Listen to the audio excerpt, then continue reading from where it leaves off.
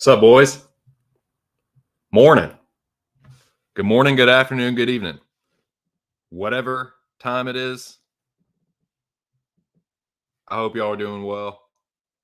It is Monday, November 13th, 2023. 2023 is almost up. But it is the Monday after what I consider to be one of the better UFC pay-per-views of the year. We are in the aftermath of UFC 295. That happened on Saturday night. I'm going to tell you exactly what I thought about UFC 295. Tell you how I did with my picks and my bets. I'm going to tell you what I thought about what happened in week 2, season 11 of Arx Mecca. And we are going to talk about UFC Vegas 82. Sorry, I'm trying to keep all these events in order. UFC Vegas 82. We're going to preview that. And that will be what this stream is about. So if you're new to the channel, please smash the like button and subscribe to this channel. If you're not new to the channel, please smash the like button. I hope you're all doing well today. I'm just getting warmed up here. I apologize for the late start time. Cash it, lobby. Cash it before the fucking thing even starts. Well, you making money already. Sup, dough.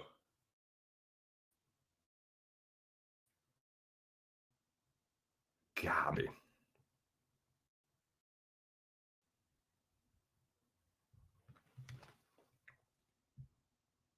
What's up, though, lobby? I see you. What up, Jackie boy?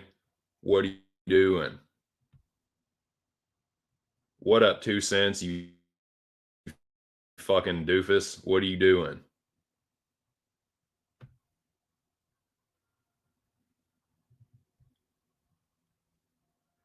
Oh shit, dude. We'll safe travels, Jackie boy. Well, depends on how long you have flying. Now, when they let you, you know, put your electronic devices back on, you're welcome to hop back in the stream and kick it. But dude, safe travels, man. I hope you have a good time wherever you're headed to. Airborne. Oh, dip. Sack reference. Dude, if y'all like 90s movies and haven't seen Airborne, what the fuck are you even doing with your life? So, yeah, man. What's going on, boys? I hope y'all are doing well. Oh, shit. Taxiing on the runway, huh? Brother, I've been there. Shit sucks. Dude, landing for me is nothing. Takeoff is the stressful one for me. I don't know what it is. You would think landing would be the more sketchy part because you're actually crashing back down to earth. But for some reason, the takeoff to me is always sketchy. I always get the most nervous at takeoff. Anyways. I'm not going to be too long. Oh, shit. Okay. Oh, puddle jumper, huh? Old Jackie boy just heading right across the pond. Well, wherever you headed to, Jack, I hope they're chill with the ganj, and I hope you have some high times and see some cool European sights. I'm assuming that's where you're headed. If you're, if it's a short flight, I can't imagine it's anywhere else unless you're going to, the Emerald Isle. But yeah, safe travels, Jackie boy. I'll probably still be going. I imagine this will be like a 2 to 3 hour stream. So giddy up. Anyways, man. Yeah. So we're gonna start out talking about what's on everyone's minds. There was a lot of shit that happened. It was a fucking pretty good pay-per-view, man. I'm not gonna shit on it. I've been pretty cynical about the last half of the year regarding UFC, but I can't hate on this at all. It was a sweet fight card on paper. It was a pretty sweet fight card. In actuality, like, I think it delivered for the most part. So shout out to all the fighters at 295. It was pretty sweet. And yeah, dude, let's fucking talk about it. Let's fucking talk about it.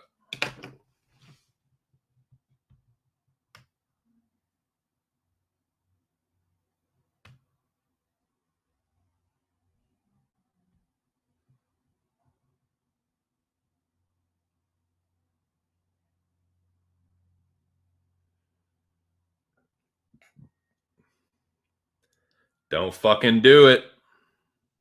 Don't fucking do it. Do not make picks and bets based off the weigh-ins. This fight card was a prime fucking case in point. This is an open and shut case, Your Honor. This is empirical evidence. Do not make picks and bets based off the weigh-ins. All those fighters right there, I thought were looking ready to fucking rock, and they all got whooped. It don't matter who fucking looks svelte, who looks like an Adonis, who looks sexy or fit or healthy. None of that shit matters. What matters is who the better fighter is. So if I was you, I would try to decide that in your mind ahead of time. Do not get bamboozled by the fucking weigh-ins. Don't do it, man. That ain't nothing but a meat market, and to just officially get the weight for the record so that we can make the fights either official or not official. Don't look at it as some opportunity to like, let me see what I got here. Let me size them up. It's like, I don't really fucking matter, man. The better fighter is what matters. Not as obvious with this part, but telling you, dude, just figure out who the better fighter is. If you're doing predicting or betting, figure that out. Sounds way easier than it actually is, but that's the goal. Figure out who the better fighter is and either pick or bet on that fighter. Overly simplistic, I know, but it's true. Shout out to the 6 people in the building. What up, boy? What are you doing? It's no good. Yeah, man. 7 people in the building. Shout out to you guys. Smash the like button if you would. So yeah, dude, it was a pretty good weekend. 295. We're talking about that right now. Let's just get into it, man. Let's go fight by fight. I have a few avatars made. I've been kind of slacking on that the last few weeks. I apologize. You would think if you face, you can at least have a little bit of visual. You can at least add a little bit of value with the avatars, and it keeps it topical, keeps it on topic, whatever. So always, it never fails. As soon as dude.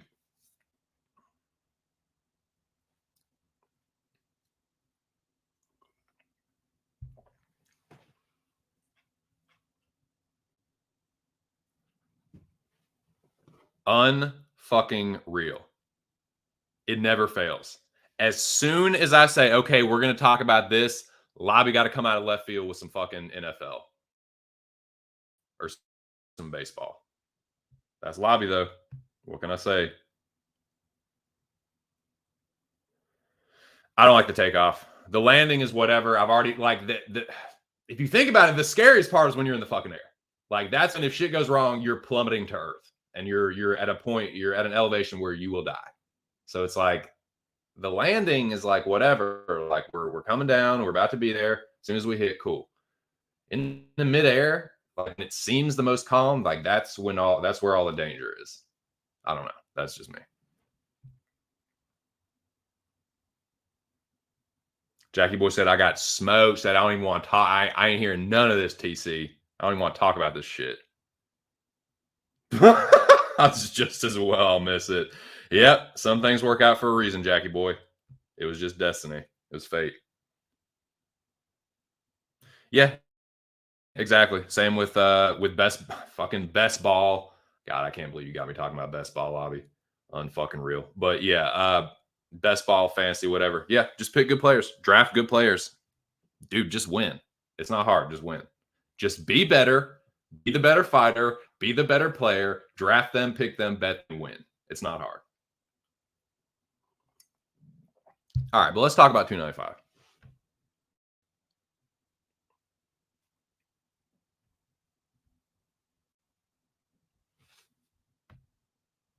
Before we get into it, I will be discussing a little bit of gambling. So anyone that's new to the channel, hear this and know this. This channel exists for the purpose of entertainment. Yes, I talk about gambling and betting somewhat, but that is not the purpose of this channel. I'm not handing out betting advice. I'm not charging people for my picks or my bets. I'm not telling you what to bet. I'm just telling you what I'm betting, and I'm giving you my opinions on the fights. That's it. Bet responsibly. If you're having a problem, there's no shame in it. Call that number and get you some help. Please and thank you. Now, UFC 295. It's pretty sick, dude. And it started off with a fucking bang. Jamal Emmers just takes care of Dennis Buzukja in short order. This was one of the easier picks on the fight card. I mean, Buzukja is not UFC level. He is there purely as a placeholder. Like, we need a warm body, so we pretty fucking quickly. I mean, he'll probably fight out his contract. Like, he's got like what 2 more, and that's it. So yeah, Jamal Emmers, took care of him pretty quickly. Now, Emmers was the first leg on the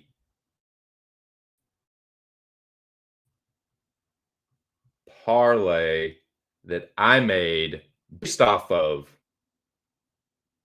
MMA Locker Room Talk podcast parlay. Anyone's new to the channel,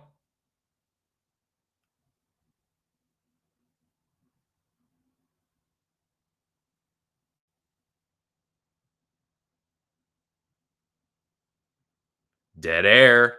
Nah, it's on purpose. I'm having some audio issues. There's no point in talking when that little thing comes up because you ain't gonna hear me. Or it'll sound like shit. So, as I was saying before, my fucking shitty Wi-Fi signal so rudely interrupted me. Check out Pub Sports Radio's MMA Locker Room Talk podcast. It was fired back up this week after a brief hiatus. So shout out to those boys. Big Show picks. MMA Locker Room himself, Money Mills. It was a good episode. It was a pretty funny episode. And yeah, every week or every episode, we make a parlay. And this week, the foundation of that parlay was Emmers and the next fight we're going to talk about. But that's kind of what we did. It was like, okay, 2-leg parlay, Emmers and this next dude. And then, but this was the first leg. Jamal Emmers knocks Dennis Buzukja's block off. Pretty straightforward here. I mean, dude, I'm not trying to like hate or shame on anyone that bet Buzukja, but like, come on, man. You're just hating on Emmers and reaching. But it happens. I've done it before, and I'm sure I'll do it again. Trying to do it this week. But anyways, man, check out the podcast, dude. It was the returns that, like it says there, anywhere you can listen to podcasts. Hit over 1,000 downloads on Spreaker, though. So shout out to those boys. Shout out to the boys at Pub. I was in there Saturday night. It was a good time. But yeah, Emmers gets it done. Next fight.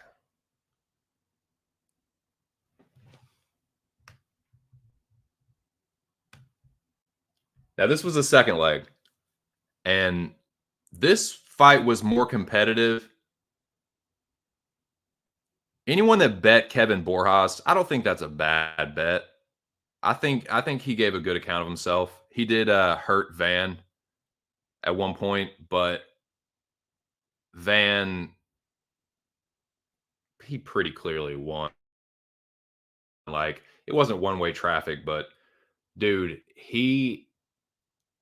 I won't say body snatcher because he didn't knock him out to the body, but god damn does he do some good body work. You want to talk about going to the fucking breadbasket?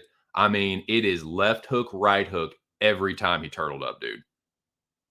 Every combination either like started with that or it had that combo in the middle of it. Nasty, dude. Nasty left hook to the body. He digs the left hook, right hook. That's a nasty body combo.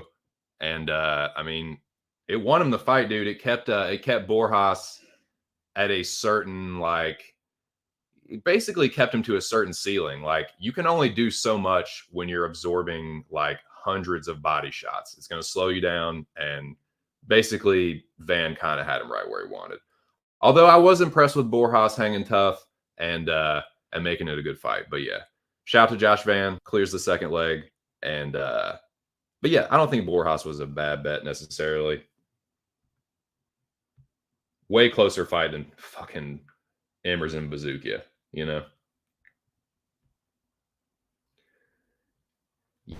Yes, they did. And it was nice to see the Bengals go down.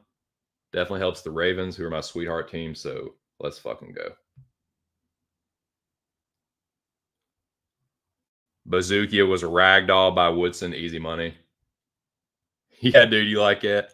You like that shit? Dude, people take Twitter way too seriously. Like, I'm just talking some shit about a fucking lame ass, tired ass, oh, the greatest fighter. Who gives a fuck, dude?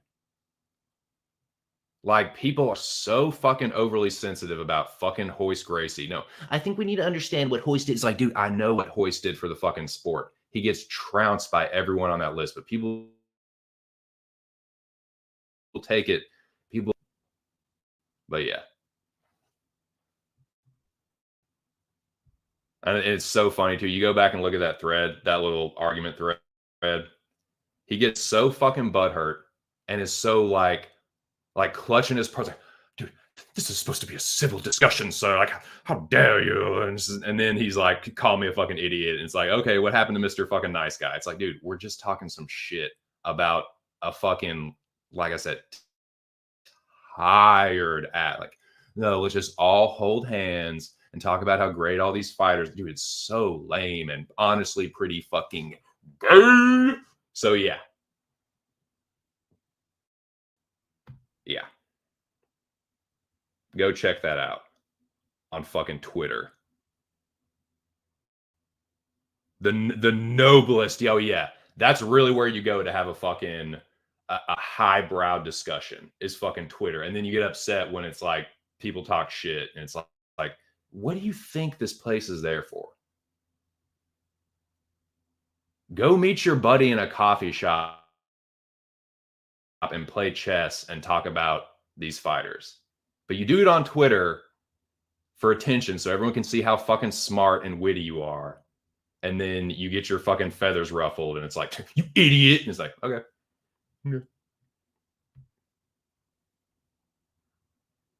More delays, great. Yeah. Keep taxiing, Jackie boy.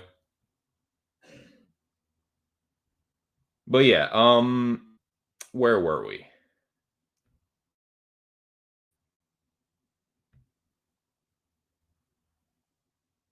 So this is the first bit of crow I did have to eat a little bit of crow for $2.95. 5 pieces of crow to be exact. A 5-piece meal. And it won't fun, but this was the first piece. Now, it was pretty straightforward. Castaneda just did more work.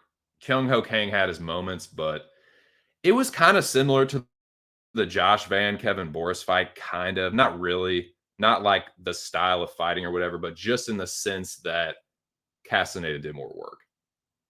Kyung Ho Kang has moments, but Castaneda was ultimately the busier fighter, and that kind of gave him the edge. Not a ton to say about this one.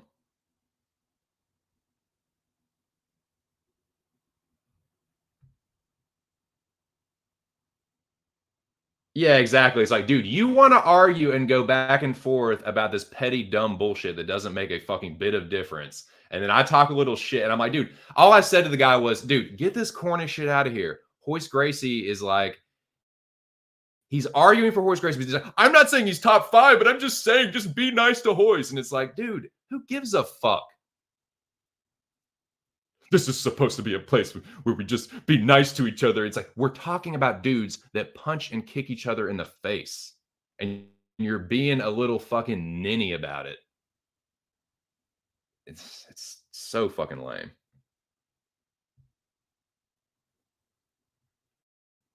I've done it before too, Jackie boy. Dude, I bet Jamal Pogues. Borjas was not a bad. I'm not gonna shit on betting on Borjas. He wasn't that bad. Yeah, he did. Yeah.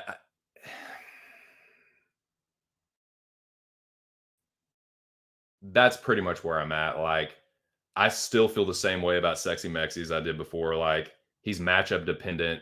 He's not going to be anyone better than Kyung Ho Kang. So I will look to fade Castaneda in his next one. But I was wrong, and I got to give him some credit. He got it done.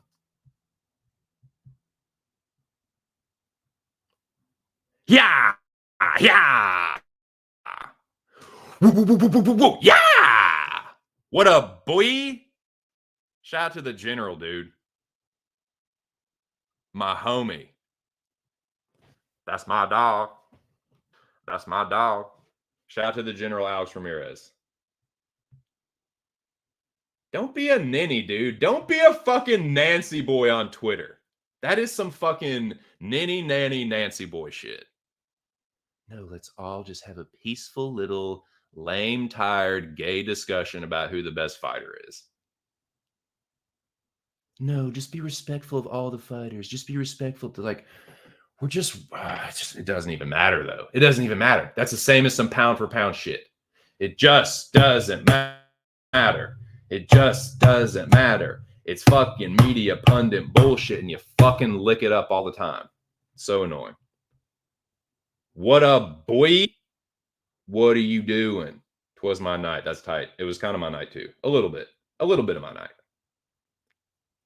Yeah, dude. I keep it a little bit old school. That dude, the 90s formed the foundation of my insults and shit talk. 5-1, fucking Mr. Perfect. Yeah, me too. I gotta eat crow there too. Yeah, just happens. Peace, brother. Peace. Peace indeed, man. Peace in the Middle East. Yeah, let's fight, but don't be mean. Don't be mean. Let's talk about fights, but don't be mean about it. Be nice about it. Dude, shut up. Shut the fuck up. Mafrovola.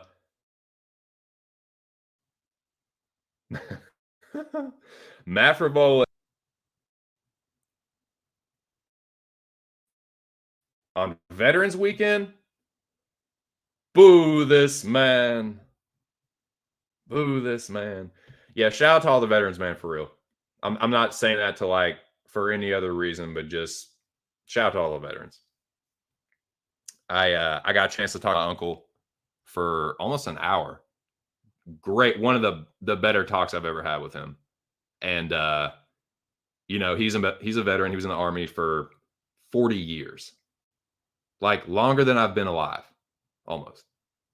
But I found out that he was actually a Screaming Eagle. Like he served with 101st Airborne in Iraq in 2006. Now, like 101st isn't special forces, but it is the most like it's the most elite like regular infantry unit. Like anything above the 101st, you're talking about special forces. But yeah, he served with them, and I can't remember the dude's name, but the guy in Black Hawk Down, he's a captain in Black Hawk Down, but the guy ended up colonel, and my uncle served under him when the dude was a colonel. My uncle is a first sergeant. That's his command rank. But yeah, he went to Iraq in 2006 and served with the 101st.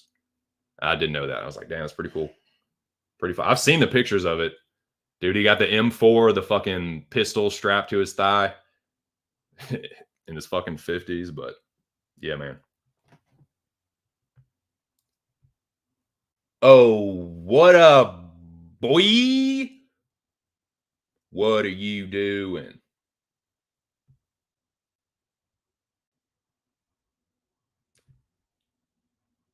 Fading Dan was highly profitable. Yeah, man. Shout out to Aaron the Dog MMA. I can't say when we go and get the Aaron the Dog MMA back, but I can tell you for certain when you're gonna see that dude back on this channel. It's gonna be Wednesday. So yeah, quick time for a little promo segue. If you like talking movies, tune in every week for a new episode of the Cosmic Countdown with me and that dude right there. I got to talk with Aaron and find out whether it's going to be Wednesday or Thursday, whichever day works better for him. But it will be probably one of those days. But yeah, check it out. What up? What up, Doe? USA, USA, USA. Found out my uncle was a Screaming Eagle. Cray. Started out in the guard and then went to the full regular army or whatever. I don't know exactly how that works, but anyways.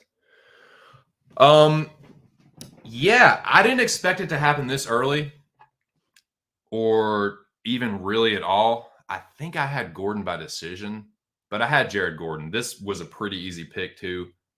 It's not that Marco Madsen is a bad fighter, and he's definitely a good wrestler, but he got into the game too late, man. That another like this dude is my age, and Gordon is a good fighter, but he's a journeyman, dude. Jared Gordon is a good fighter, but he is a high-end jobber / journeyman. I'm not saying that to be disrespectful. Like he's a He's a good, solid fighter. But for Madsen, it's like, man, this was kind of like an experiment.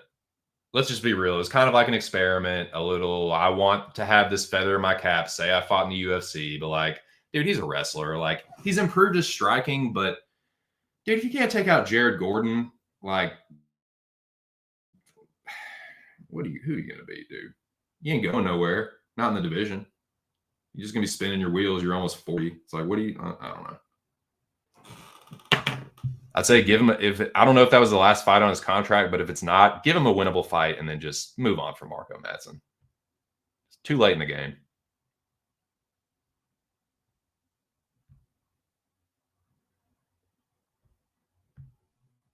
Yeah, totally. The fake wrestling medal. Happy 70th birthday. Dude, when you said that shit about him competing in the first Olympics, I was dude, geeking. Funny, dude.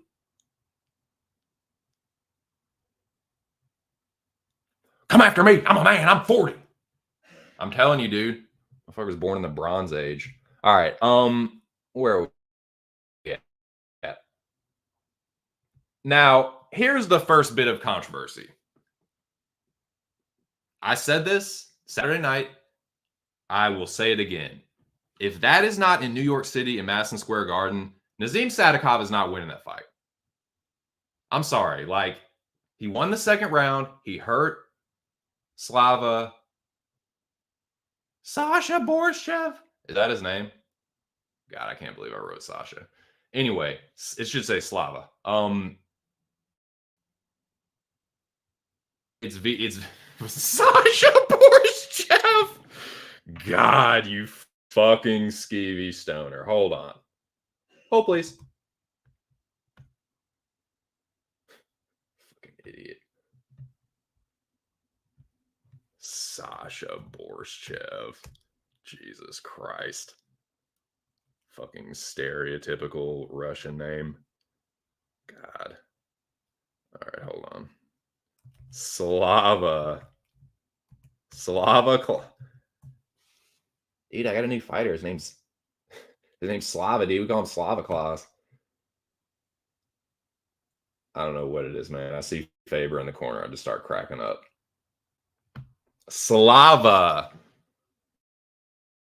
Borischev gets robbed. He won the first and third rounds. I'm sorry. I get that the damage was there. The damage was there. I'm not saying it wasn't. He was hurt very badly. He was almost finished, but he wasn't finished. And that wasn't the end of the round. Dude, he got back up like twice. And he was clearly winning the second round. I'm getting tired of that too. You're like, oh, well, the round was pretty even before that. No, it fucking wasn't. Slava was clearly winning the second round, and then he got clipped. Fair play to Nazim. He won the round. I would never, ever say that Nazim Sadikov did win the second round. But fuck off with that 10-8 bullshit. You were saying that because you either had a bet on Nazim or you're from New York. Outside of that, fucking put a sock in it, dude. Slava pretty clearly won that. He won like 95% of that fight for real. For real. He won the third. He won the first clearly. He was winning the second, and then he lost it. 29-28 Slava was not that hard to score. That was a bullshit draw. Bullshit. And it does not happen outside of Madison Square Garden. I'm sorry, it doesn't. That's some old bullshit, dude. That's some corny ass combat history bullshit.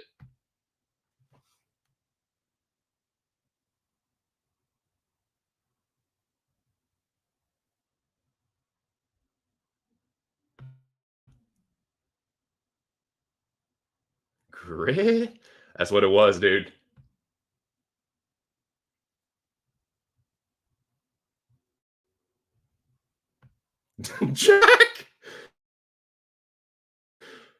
Jackie boy, insufferable as ever. That's why I love him, though.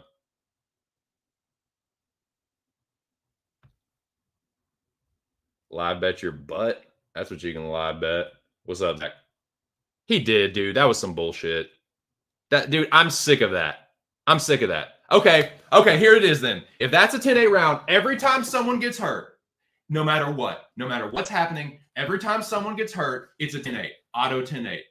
Then there should be a lot of fights that are overturned right fucking now. If that's a 10-8 round to you, overturn about 200 fights and score them for the other guy. Or make them draws. Corny as combat history. And that's real fucking corny.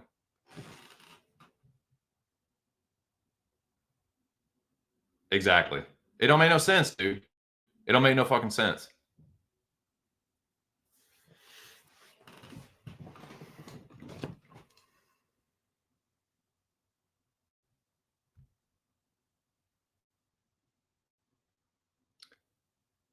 You don't even believe that in your own heart, Jack.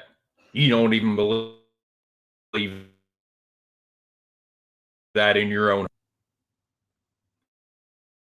I'd already made my one singular bet, and it wasn't involving that fight. Urseg and Lopez were my only good shouts. To be honest, had Lopes.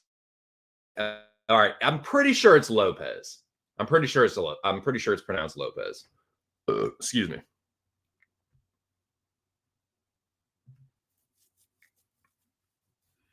Nice.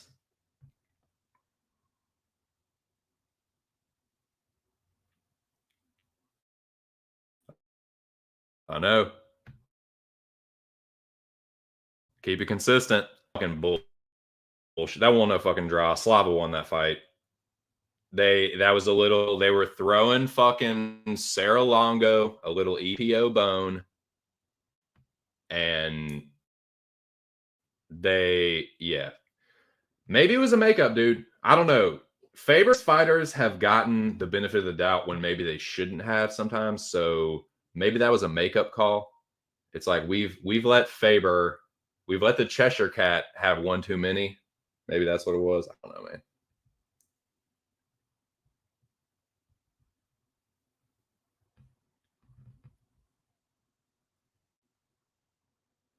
Now,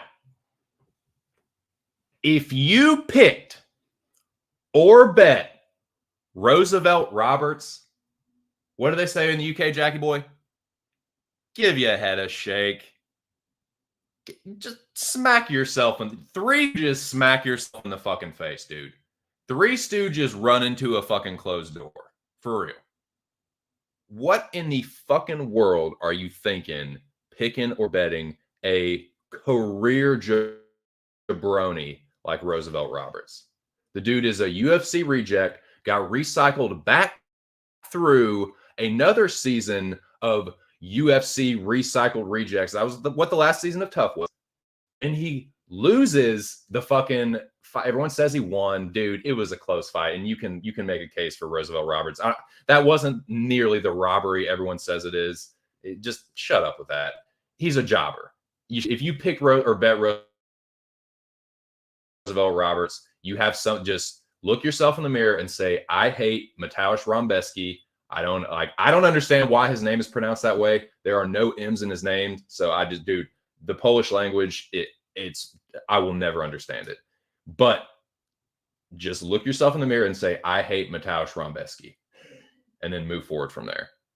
Because that's the only reason why you would pick or bet Roosevelt Roberts. Come on, dude. Come on.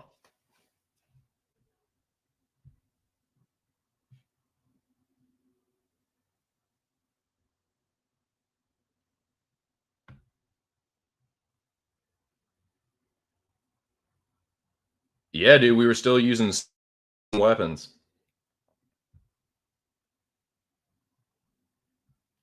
Scrolling things down, writing things on scrolls. Where am I at? It is. I think it is pronounced Lopez. I think you're right. Because you're a silly goose, Jackie boy. And I love you to death. No, I downloaded you watching my journey now. Being whack.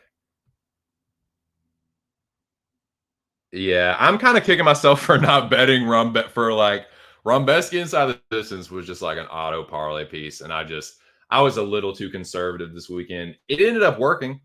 I was successful, but yeah, that's one where it's like, come on, dude, that is a real safe parlay piece. Rumbeski inside Rumbeski, even though there's no M inside the distance.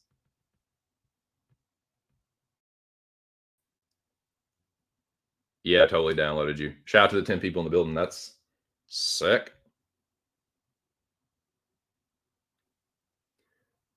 Yep. It was a different age. It was the best of times. It was the worst of times there in the dog, my friend. Yes, I downloaded. He was coached by Chandler. Lobby, you are a funny dude. You have some funny jokes sometimes. Roberts, the fucking third time is a charm.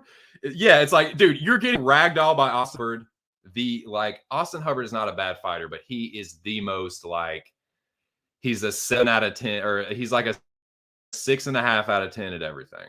Not a great striker, not a great wrestler, not a great grappler, but not like bad in any of those. He's just like the most not bad fighter. And he made Hubbard look like fucking like Austin or Magomedov, for real. That's sick. Nice, dude. That's sick. Oh, yeah, Noah's a bot.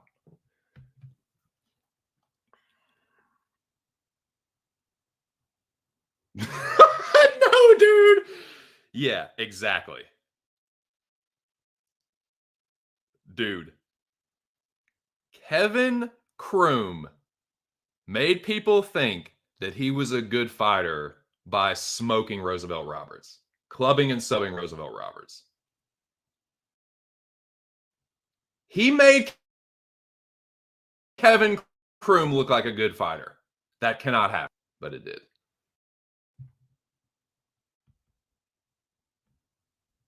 Yep, I seen it. I seen it. You seen it. Even if it was just for a second, it happened. It was real. I was there. You were there. It's there for the history books. There were 10 people in here. Whether they're all real, I don't give a fuck.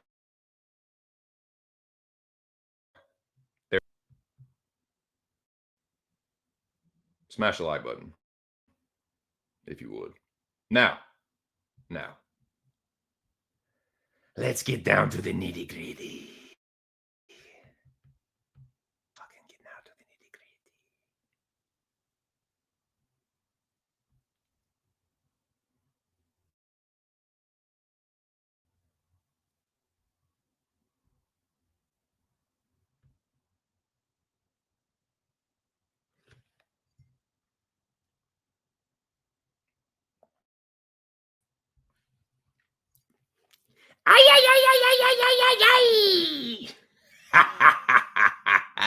Baby shark, suck a dick, all you fucking little simps.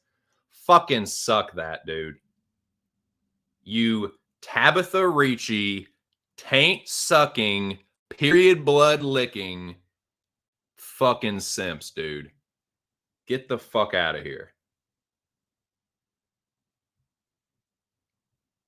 Fucking Baby Shark, your sorry ass is right the fuck up out of here, dude. No, I'm just kidding. Please don't leave. God, please don't leave. Don't leave. Stay here and suck this fucking crow, dude. Big old shout out and salute to Lupita Godinez. Finally, dude. I finally ran my mouth, planted my flag on a fighter. Shout out to the boys at Pub. Check out the MMA Locker Room Talk podcast. It was seeming like every fucking time I would plant my flag on a fighter, you know, Big Show puts this awesome video together, looks sick. I put a tweet behind, make a whole tweet, I do all this shit talk, and then they get whooped. And I look fucking stupid as fuck. But not this time. Not this time, boys. Cash that motherfucking 2 cents MMA Locker Room Talk. That was my only fucking bet that I made. So I kicked back, collected the winnings, and watched the rest of this card in peace. It was fucking sick. So yeah, check it out every week, man. Premieres every Thursday. Finally got one, dude. It had been a minute since I hit one. Now I've been hitting some dogs and stuff, but not your flag fighter, and the parlay has come through for me.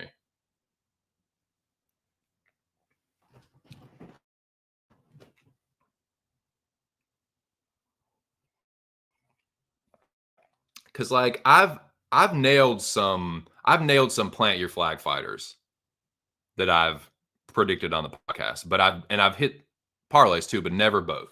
I think this is the first time that I did both. Yeah, that was sick. So yeah, check out the podcast. Cash that fucking parlay podcast. Parlay, whatever, you know what I'm saying. And yeah. Nah, man, respect to Baby Shark. She's a good fighter. She's definitely improved, but and I'm not gonna hate on anybody that like bet Ricci. Hey, dude, she fought for your money. I'll say that. I'm not gonna hate on people that bet Ricci because like, but just she was a little overhyped, man. She was a little fucking overhyped. Can we say that at least? Can we say that you were looking a little too much at that Tater and not enough at her skill set? She was a little outmatched. Like she clipped Loopy, but that was pretty. This was another fight where it's like Loopy won the vast majority of it. I go into her grappling enough, but she didn't really need to here. I mean, yeah, she did a little bit, but she was a better fighter. She was pretty clearly the better fighter. Outside of like, she won like 85% of the fight, dude. And can we talk about the 30-27 for Tabitha Ricci? See, that's the shit I'm talking about, dude. That's the shit where it's like the simping led to that. All y'all's fucking simping and just bitch assness towards Tabitha. I mean, dude, she does have a dumper. I'm not gonna say that like wanting to fuck Tabitha Ricci or like beating off to Tabitha Ricci is like laughable or anything. Like I get it, dude. She's fucking fine. Blind you a little bit. And it definitely was blinded that fucking judge who had a 30-27. I can't remember his name. Name and shame him if you want to. It ain't gonna hurt my feelings. But fuck that dude. And 30-27 is an absolutely fucking insane scorecard for that fight. Dude, you even saw Buffer over there. He was like, "You're sure?" I wish I could get John Boy to do a fucking lip reading on that. Shout out to John Boy Media. He fucking he was over there like, "You're sure?" 30-27 Ricci. Not 30 not that like Loopy had a better case for 30-27 than Ricci. But he's like 30-27 Tabitha Ricci. You're sure? Okay. I mean, that's what Buff was doing. It was just nefarious. That's just a fucking dialed in. Someone told him to score that, or he was just looking at them fucking booty cheeks the whole time. Not that I can blame a man for doing that, but dude, you're the judge. While she's getting tuned up, dropped, like. So the first round was all like Loopy. And if Tabitha hadn't clipped her at the very end, that's probably a 10-8. Because Tabitha got dropped and got whooped for that round. That's the 10-9 Loopy round. But like, he gave Tabitha the round just for that one moment with 10 seconds left when she had already been dropped herself, even worse, with follow-up damage. It's like, that's insane, dude. That's fucking insane. Ain't no fucking way. It's just wild to me. Like, I can't even see a scorecard where Tabitha Ricci wins, period, let alone 30-27. That's an Ashley Schaefer.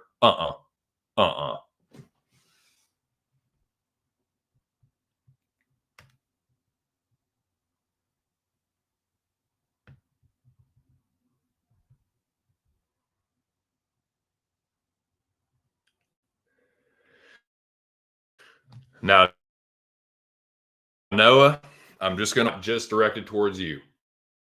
But I'm glad that you brought that up. I have visual evidence that Mackenzie Dern does not have a fucking fat ass. I have visual evidence.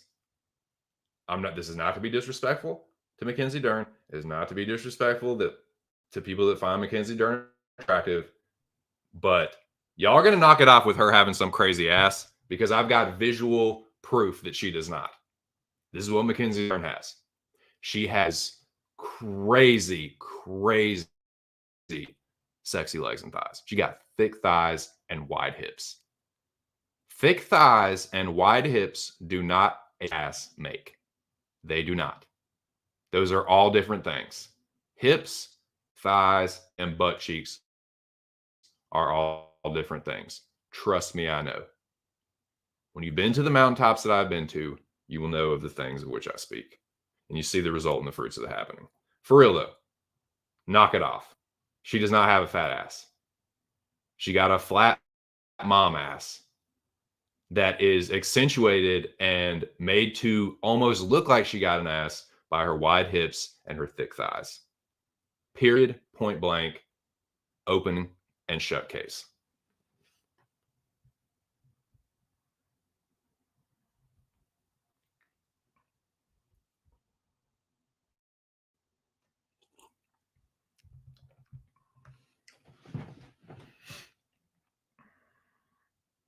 Yeah. I know, dude. I'm fucking hilarious. God, I'm funny. Yeah, that's sick. Dude, I'm happy to have y'all here. She doesn't! Dude, thank you. Thank you, Aaron the dog. You're getting a fucking A on your paper. You're getting a dispensary and you're getting a fucking A. And you're grown up and you're married and you're grown up and you're grown up and you're grown up. Fuck yes, dude. She does not.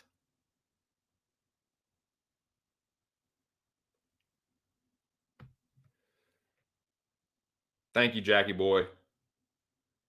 Thank you for being here. Safe travels. God, be safe out there, Jack. God damn it. Please let Jack's flight land safely. She does, dude. She got some crazy titties. She got some crazy thick thighs. She ain't got no booty, though.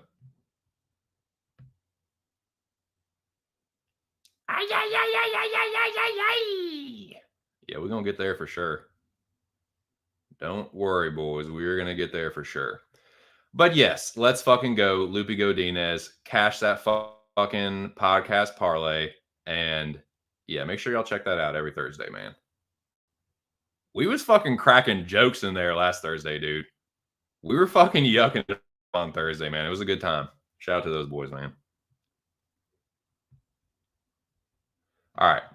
Anyways, now, shout out to my dude, Aaron the dog, because he coined a term or a phrase or an acronym, if you will, that describes what happened in this fight. BMF. Not bad motherfucker. Not any other thing that those letters might stand for. Better MMA fighter. The better mixed martial arts fighter. That's what Steve Erceg was. He made the adjustments when Alessandro Costa was just headhunting. He almost got him now. And that's something to keep in mind moving forward. Erceg, dude, you can get away with it against Costa, a dude that's not that high level. You can get away with it against Dvorak. But, dude, there are some fighters. Dude, he's got. And yeah, some of you are going to know what I'm about to say, but he's got that thing where he thinks that he is a certain few fighters. Floyd Mayweather, He thinks that he is Pernell Whitaker, and he thinks that he is Canelo Alvarez. Dude, you can slip 1, you can slip 2, you can maybe slip 3, 4, 5, 6, 7, 8. But eventually, you fight with your hands down, and you do that fucking slip and roll shit. One of them gonna clip you. And he got clipped in this fight, and he almost got put away. And if that's a fighter better than Alessandro Costa, and believe you me, buddy. So if I was Steve Erceg, I would keep using his very high fight IQ and his ability to mix it up and adapt. That's how he's going to win fights. If he goes out there and just tries to fucking be Floyd, there's only one Pernell Sweet Pea Whitaker RIP for a reason. Just saying. But yeah, he looked good.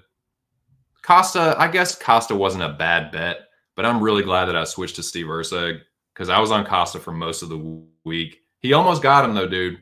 So Steve Erceg is going to have to watch that moving forward. It's like, dude, he doesn't even need to change that much. It's like, just stop exiting the pocket like that. Just backing up and slipping. Like, you're going to slip the wrong way one of these times. Backing up, chin high, and trying to slip backwards. Like, he's gonna zig when he's supposed to zag one of these times, and he's gonna pay for it. But if he can just stay tight with his boxing and stay composed in the pocket and just not like retreat, the firefight starts and move into his opponent a little more. That's way easier said than done, but like just to move away, but like sometimes moving into that and turning an angle is like, if I was Steve Erceg's coach, that's what I'd be trying to get him to do instead of like backing up chin high, trying to like slip your way out of it. And I don't know. Anyways.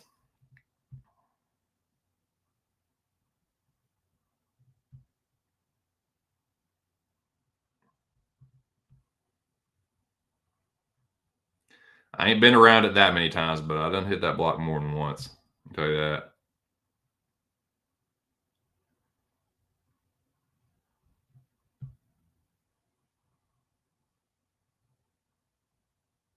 If Pantoja, yeah, exactly.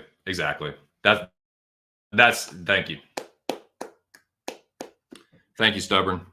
That's exactly my point. Kai Kara-France fucking knocked his ass out. Now he can out grapple Kai Kara-France, and I think that might be his way to go. But if he tries that against a really good striker, he's going to get chinned. He almost got chinned in that fight. But anyways, man, enough about that. This is just a big old fat plate of crow that I'm just going to eat this week.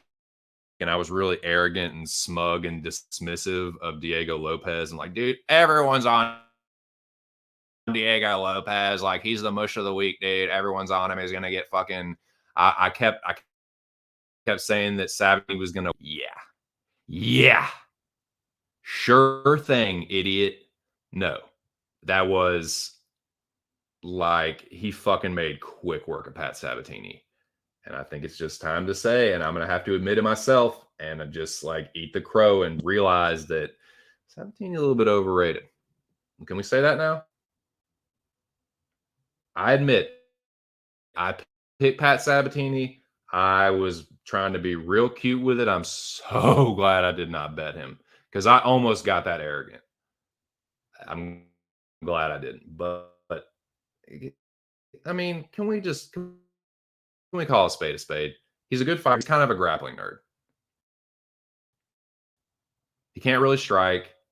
He doesn't really have a great in. And he's very grappling dependent. More of a grappler than a fighter, I would say. I think that's fair to say. He is a fighter, but I think he's more of a grappler than a fighter to me.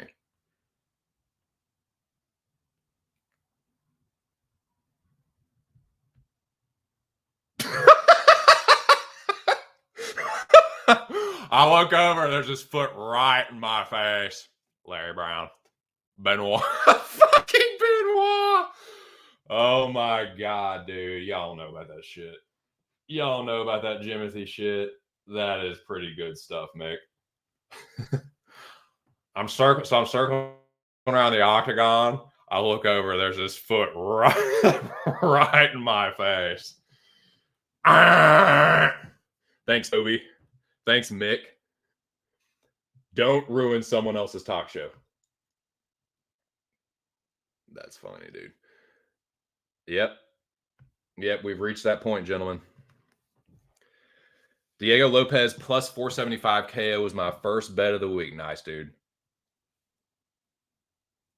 I thought that no, I've been cracked a few too many times, including against Emmers, the Damon. Yeah. I mean, yeah. For a little bit, I was trying to be like, oh, it's a fluke. Damon Jackson was just floating on the wings of angels on that or whatever. Like he had a little like supernatural boost in that fight, but nah, dude. I think that's more just like Sabatini just being chinny. I think he's just it's kind of like. And again, like Lopez is good. He's good. I was wrong about him. I got to eat the crow. But, dude, people love shitting on Movsar Evloev. He didn't have shit for Evloev. I mean, he looked okay, but you want to shit on Evloev, that's fine. He whooped Lopez. So how good is fucking Diego Lopez? He beat what's his fuck? The overrated connect Gavin Tucker and Sabatini. I don't know, man. Like I think it's more Sabatini just not being that good. Not saying he's bad, but like not being as good as everyone says. He's a hype job and kind of overrated. Kind of got a little bit of that Northeastern dudes, Philly guys, New York dudes, Boston guys. They are loyal to the soil, Bobo. They ride with their dudes. I respect that. But it also kind of lends itself to echo chambers and certain circles. And it kind of, some of these guys get overrated. Happened more than once on this fight card, too. And I fell for it. So I can't say that I'm like, yeah, for sure. For sure. Well spoken, sir. Yep, absolutely. Yep. Hey, can we get that? Can we get Gavin Tucker Sabatini? Is that fight to make? Jackie boy, when you hear this back, what do you think about that? What do you think about Gavin Tucker Sabatini? Me and Noah just came up with that. Let's see, no. I think Lopez can be a solid top 10 fighter. Yeah, for sure. That's fair. Felder. After seeing Sabatini. Felder. God.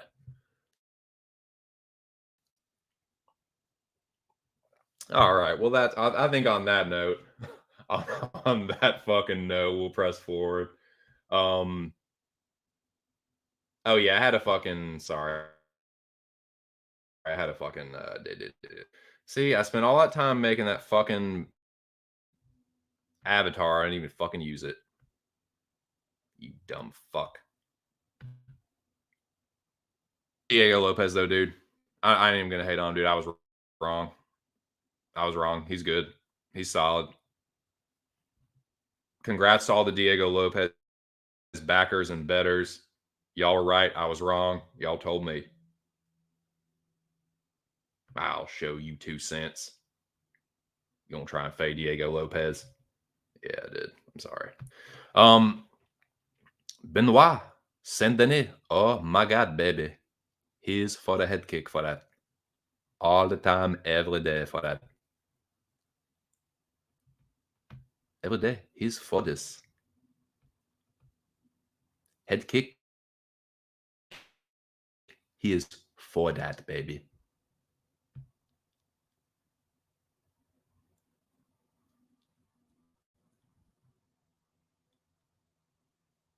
I mean, that was some of.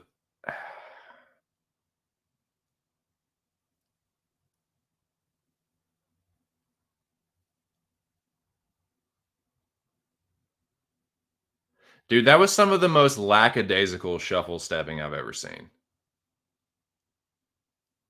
Just no.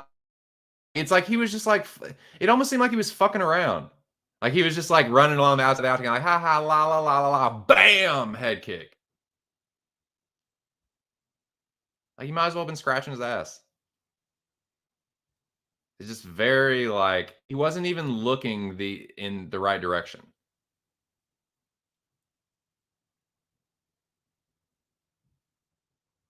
I don't understand that. I mean,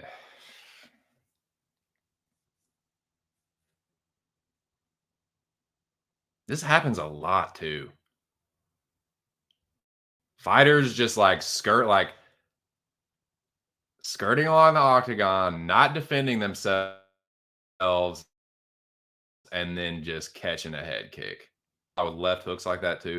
That's how Justin Gaethje caught Edson Barboza. It was a right hook, but it was the same deal. Fucking just lackadaisically like skirting along the outside of the octagon and getting clipped with the fucking. It's like those are some of the situations where fighters set traps, and like I'll always remember that this dude is not, he don't his name is Jimmy, and he like it was when I was like taking boxing lessons and was like thought I wanted to be a fucking boxer. And we were hitting pads and he was just kind of like okay, like we were just kind of talking about like what things to do when you're in the fucking ring. And like when you got a fighter pushed up against the cage or the octagon or the ring or whatever, just like shots to cut them off with, like forcing your opponent to go a certain direction and then setting a trap. With boxing, it'd be like left hook. But in MMA, it happens a lot with the high kick. Set the trap. They force their opponent into a situation where they have to escape, but they can only escape one direction. So Benoit's pressing forward, but he's also cutting off the right hand side. So there's no escape for Frevola just to go to the left. Boom, high kick. So it's like I always remember that. I'm like, yep. That's just some basic like set a trap for your opponent shit. And it's crazy to see all these like high level MMA fighters get like walked into it.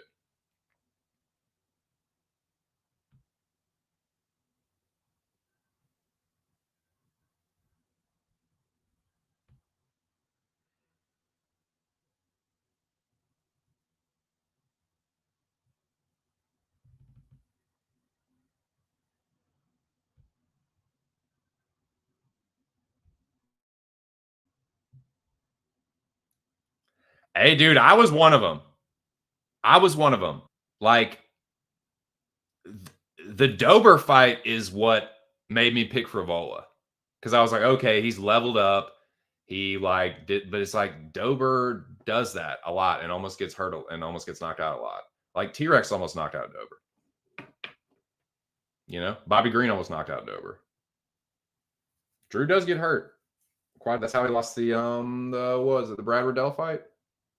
I think. Anyways, but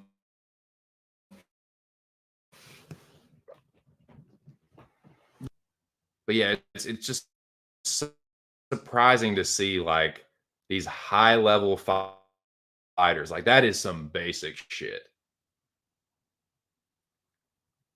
Like protect yourself when you're trying to escape.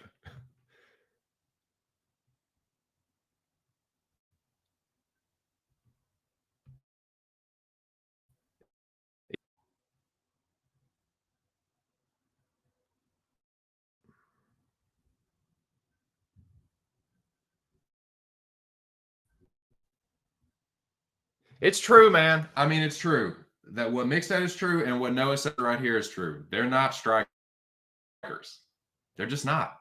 They're really fucking elite grapplers that I believe are all on EPO. Who's an elite striker out of Serra-Longo? Who's ever been an elite striker out of Serra-Longo? Chris Weidman, right? Probably the best striker to come out of there. Unless you think it's Matt Serra with his one golden punch, his one wild fucking overhand, his claim to fame. One of the flukiest wins like in the history of mixed martial arts. But yeah, they're not. They're grapplers. They're all grapplers. They're really fucking good grapplers. They're like elite grapplers. But look at Aljo. Look at Merab. Can't none of them strike worth the fuck. Frevola is one of the better strikers, but he strikes all crazy, you know? All wild, no like. Weidman was a pretty good striker. I'll give him credit for that, but he also had the threat of the wrestling. Like Weidman is probably the best fighter. I think Sarris Fugazi. I think he like you take out that one fluky ass win against GSP, he has a very pedestrian ass career. So I think Sarris Fugazi, but Weidman's legit. I'll give Aljo credit for just how good of a fucking grappler he is. I got to give him credit for that. But yeah, thinking about Serra-Longo as a gym, I think it is kind of an overrated gym, and I think they are on EPO, but their grappling is kind of beyond reproach. I'll say that.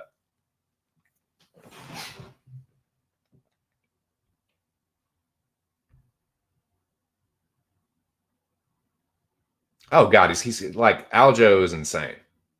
Like Aljo's striking is crazy. Dude, I'll fuck Aljo up with striking. For real. Boxers and like strikers that can whoop on Aljo. If it's just striking, his striking sucks.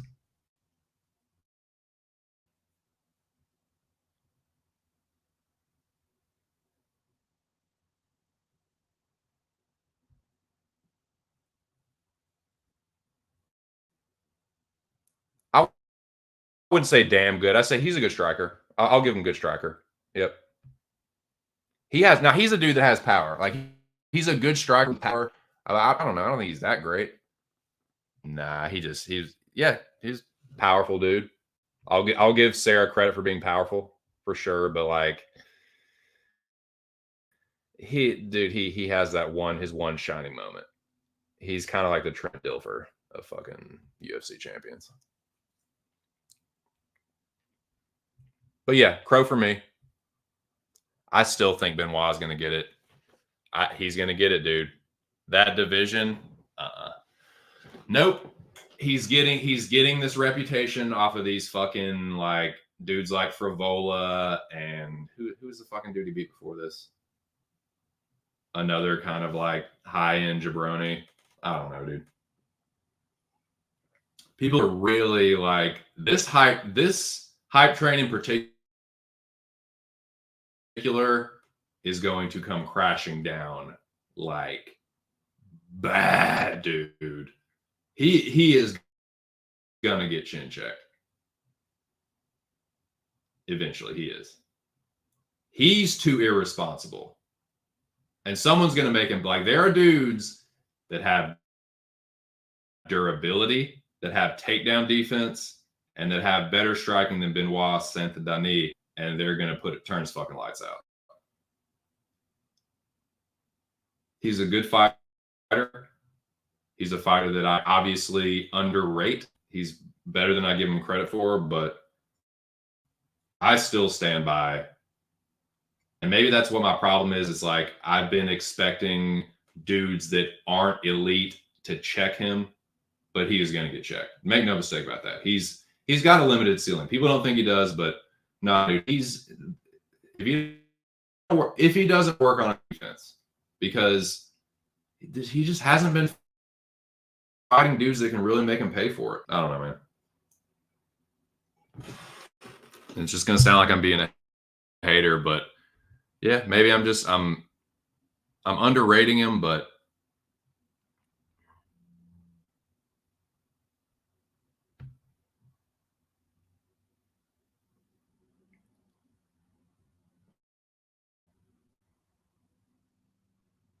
well said, Lobby.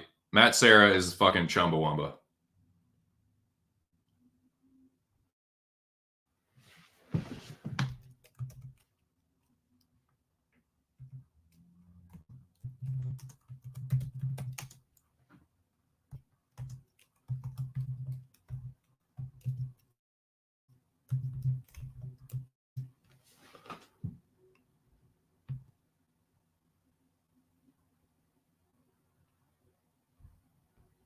Yeah, I agree with that. Sorry, my audio is being funky again. God damn it.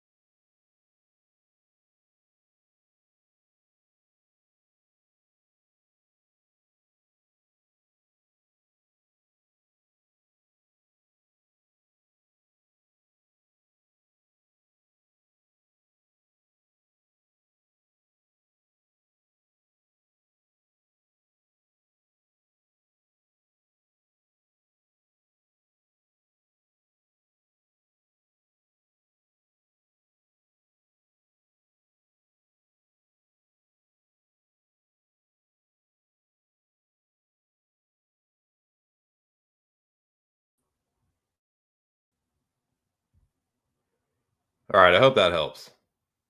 I tried to fucking. Sorry, I'm having audio issues today, boys. I hope that fucking helps. We'll see.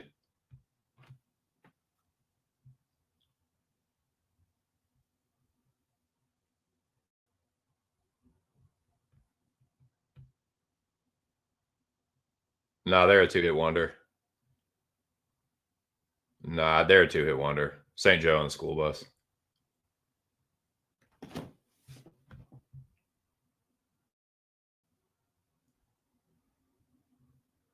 All right. Here we go. Here we go. Boys, I think it is time to fucking repack this one hitter, repack this chillum rather, and do a little celebrating.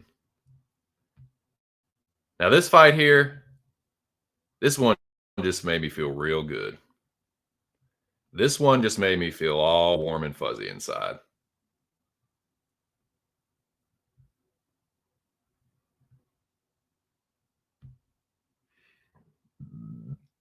Let's fucking go, dude. Let's fucking go.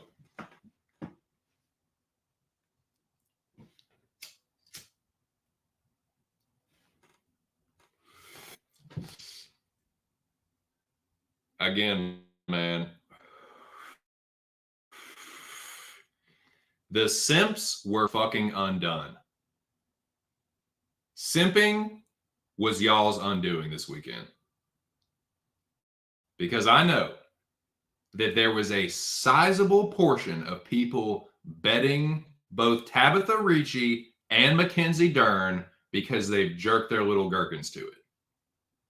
Sitting around jerking your gherkin, making WMMA bets. That's what you get. Tabitha Ricci, I can understand. She's nice. Mackenzie Dern, nah, dude. Nah, dude. I didn't smash better than Mackenzie Dern, Phil. A lot of people have, dude. There's people in the chat that have smashed hotter chicks than Mackenzie Dern. It's not anything to like. There's just nothing to simp like that. And just, people simp like crazy over her, dude.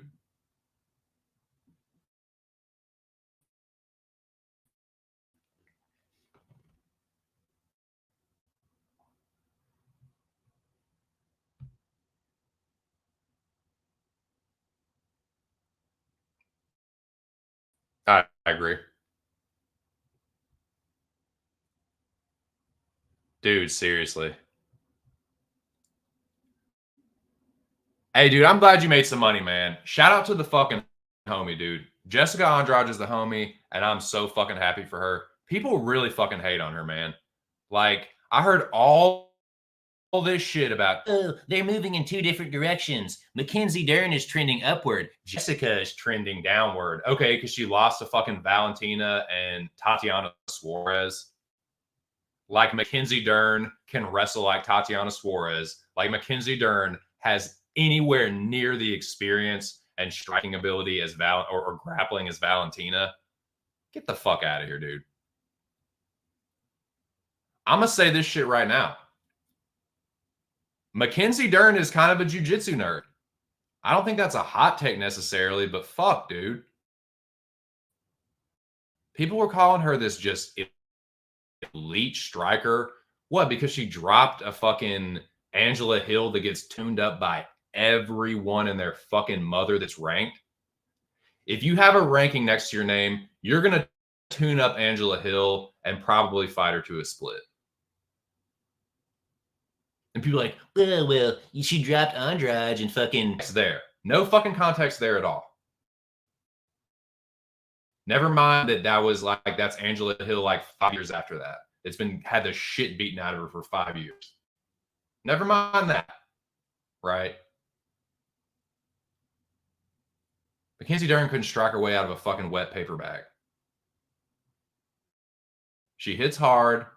She's got heart. She stands there in the fire. But dude, this was kind of like Amanda Nunes, Juliana Pena, except she finished it. Like Mackenzie Dern running forward, eyes closed, throwing crazy, and then just getting countered. Dude, that fucking right hook she bounced off Mackenzie's head after his crazy flurry, and then Jessica just fucking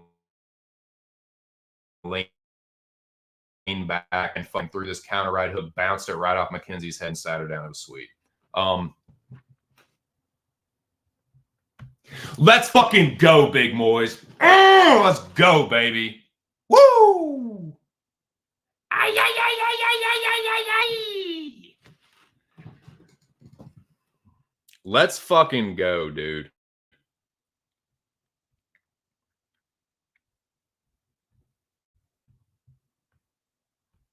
Yeah, Mackenzie Dern's butt is overrated. Mackenzie Dern as a fighter is overrated.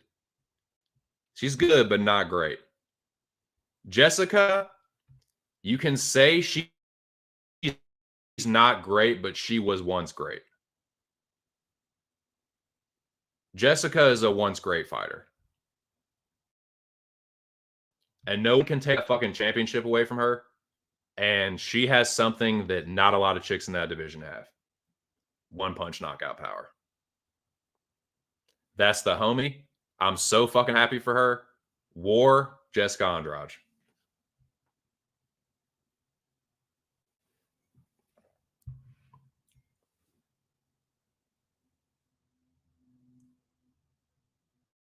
Like, you would swear that she's a bum the way people talk about her. Well, because she got OnlyFans and she likes pussy. She sucks as a fighter. It's like, what the fuck are y'all talking about, man? People find the corniest ways to hate on Andrade. Never mind the wins that she's had and the method that she wins in. Like, nah, dude. This was I'm kicking myself for not betting on Jessica, but there is no fucking way that I was not going to pick her. Do you understand how sick to my stomach I would have been if I had picked Mackenzie Dern? There was a point this week that I almost. This is the best striker she's ever fought, and look what the fuck happened. Look what happened. She got her fucking block knocked off, dude.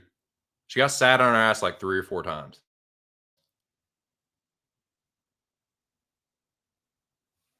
Dude, I love the finishing combo that Jessica put her away with. I wish more fighters would use this combo, actually. It's a very simple boxing combo that just like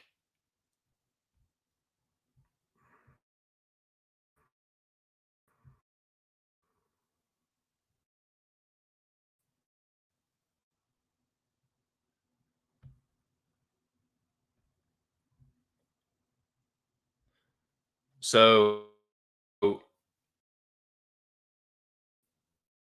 God damn this computer, dude.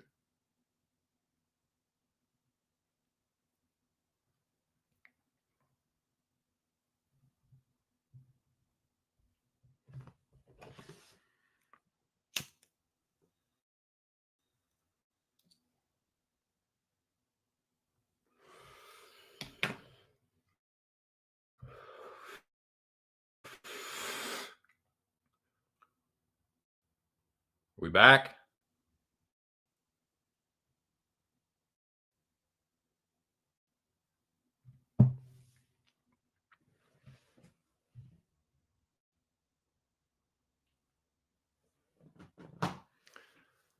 So this combo that she finished Mackenzie Dern off with, I love this combo.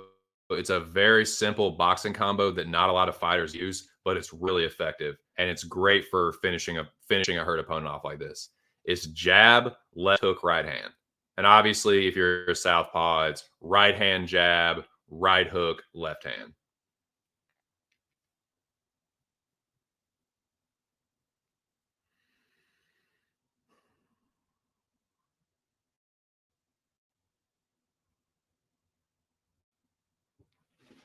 Yep. Jab, left hook, right hand. And this is the right cross at the end of that combo that ended up dropping Mackenzie Dern for the final time, and the ref waved it off. And for the people bitching about what happened in the main event, the people complaining like, that was an early stoppage. No one was complaining about this one. But Mackenzie was moving. She got up as soon as the ref said that. Like, you got to let her finish. It's like, dude, shut the fuck up. You double standard having Fargets. That is the lamest, weakest argument for a fight not being stopped. Well, they were still moving. They were still alive. It's like, what the fuck are y'all talking about, dude? She was done. Jerry was done. Stop bitching because you lost your fucking bet. No one complained about this, though, but everyone bitched about that fucking main event. It's the same shit. Sure. Could that fight have continued? Could the ref have let Jessica continue to pound Mackenzie into the earth? Sure. Did it need to happen? No. It was over. Just like the Jerry fight. Over.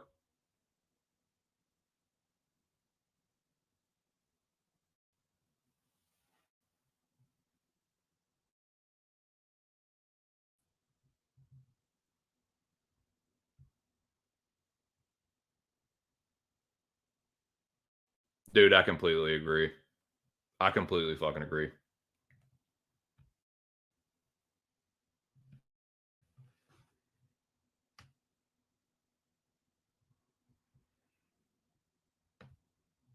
But yeah, dude, that was sick. Super happy for Jessica. Great win for her.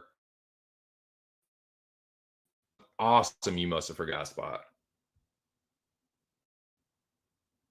But yeah, congrats to her, dude.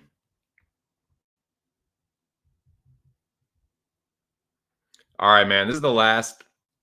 It ain't a little piece of crow. It's a big piece of crow. But this is the last piece of crow that I have to eat for 295.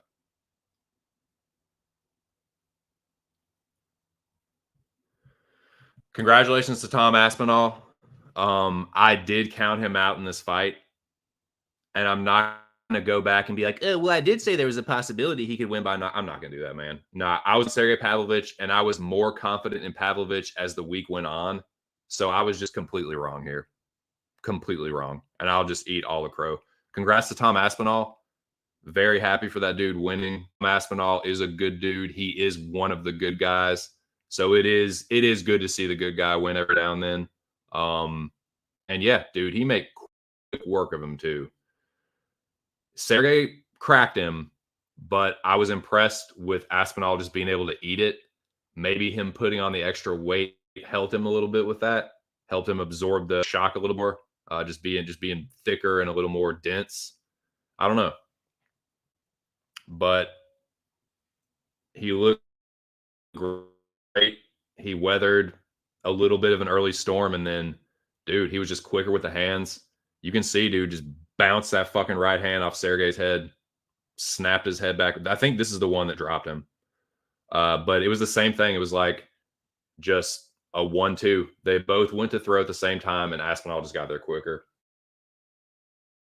1-2, wobbled Sergey, another 1-2, boom. Big dude, and he's got really fast hands, and he got power for sure. So yeah, congrats to him. War, I was just should say congrats to all the Tom Aspinall betters and backers. Y'all were on it. I didn't hear a whole lot of people on Aspinall. There were some. I know there were some, but Pavlovich was a lot of people, including myself, around Pavlovich. But hey, dude, I was wrong.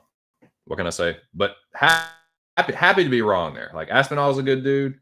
He's a great fighter, and yeah, kick ass win, man. He fucked Sergey up really bad. He shadow realmed him like worse than, or was closer to shadow realming him than the main event, but the main event was still headed that way. Anyways, dude, War Tom Aspinall, congrats to him and anyone that saw that coming.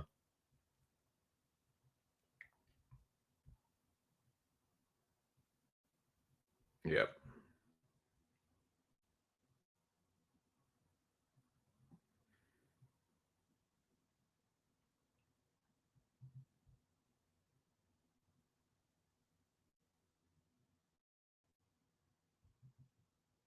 Yeah. Right on. Yes, he did. Yes, he did. Absolutely. Yep. He's got the speed too. He's got speed. He's got boxing ability, accuracy. Step your game up. Step your butt up, Lobby. Step your fucking best ball up, dude. Do you even fucking play best ball, bro? Do you even have one best ball team, Lobby?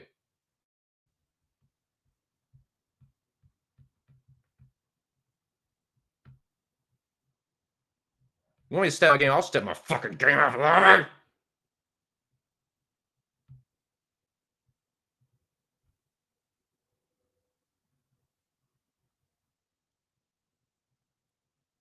Lobby told me to step my game up, and that's what I by God did.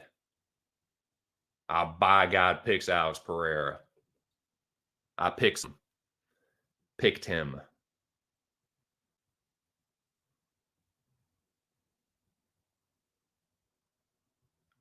Dude, shut the fuck up about the early stoppage.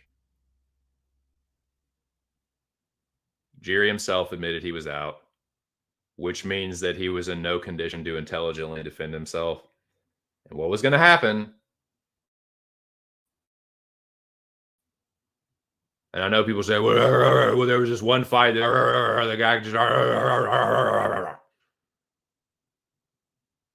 99.9% of the time, what's going to happen there is Jiri Prochazka is going to get knocked completely unconscious. He was there for the picking, and it would have ended up being in full mount with Alex Pereira looming over top of him. Marc Goddard saved his fucking life. Because all these people are like, well, he actually rolled over and was able to do. The only reason he was even able to move or get out of being fully mounted and only barely conscious was Marc Goddard saving him. Marc Goddard literally came to his rescue and stopped Alex Pereira from fucking shadow realming him.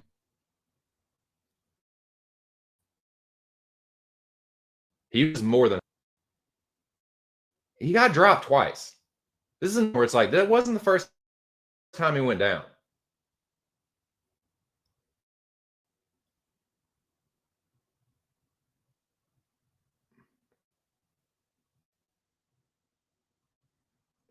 Like, people are acting like he just dropped him right here and then it was over.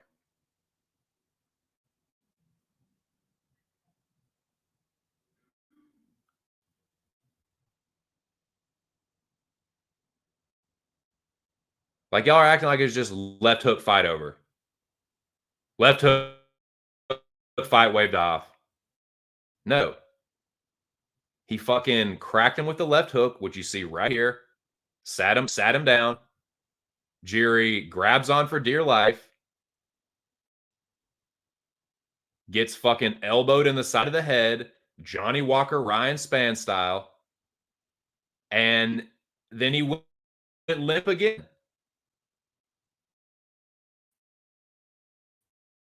You think Marc Goddard protect the fighter and sees Jiri go limp twice? Do you really think he's thinking about, I really need to make sure that some of these fucking gay-ass Jiri bettors don't get their little fucking panties in a bunch. I really need to make sure that doesn't happen. No, he's worried about, do I fucking let Jiri Prochazka continue to get fucking almost knocked unconscious? Like, that's, you're forced his hand, dude. You can't like roll the dice like the dude like Alex Pereira. To let Pereira just tee off on you when you're just on the ground like a fucking lobotomy victim, like you don't know what's going on, you're not there. Like, you can't, like, that's such a compromising position, dude. You have to measure the fucking like the risk of like potential further brain damage, because it's not going to take too many more from a dude like Pereira. That's my point. It wouldn't take too many more from a dude like Pereira to give Jiri some serious brain damage. Being that vulnerable with Poatan, a dude whose names are whose nickname is literally Hands of Stone. Yeah, you probably want to be a little more just there. Call me crazy. Might want to be a little bit more conservative when it's Alex Pereira laying the punishment. Just me.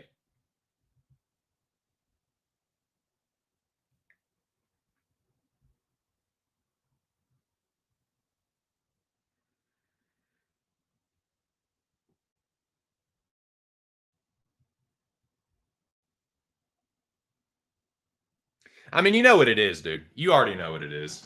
The Pereira hate comes a lot from one direction, and it's never going to end. The Israel Adesanya has the most obnoxious fucking fan base of any fighter, bar none, hands down. He clears any other fighter for the most obnoxious fan base, and they, to that insufferable, obnoxious Stan army, Alex Poatan Pereira is enemy number one. They hate the dude because, yes, they can say that Izzy has gotten the last laugh, but he's still only won one fight against the guy. The dude has 3 other victories against him, 2 of which are knockout losses. So it's like, it's not really even. So they fucking hate Pereira, dude. Hate him. So, like, just realize that's where a lot of it's coming from. And it's funny because no one was more vocal or active on Twitter yesterday about these fights than Adesanya stands. You would have sworn that Izzy fought that night and that he had won because they were just out of control yesterday.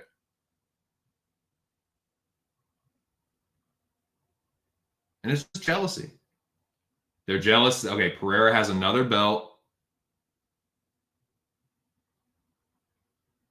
He knocked out a dude in Jiri.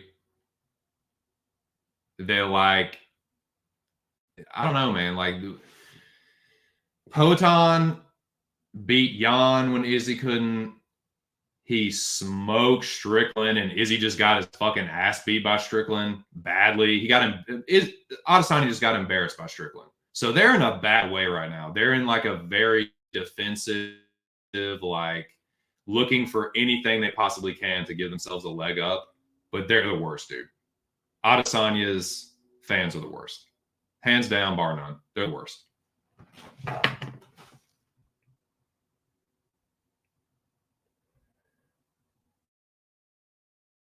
And I think it's just Pereira too.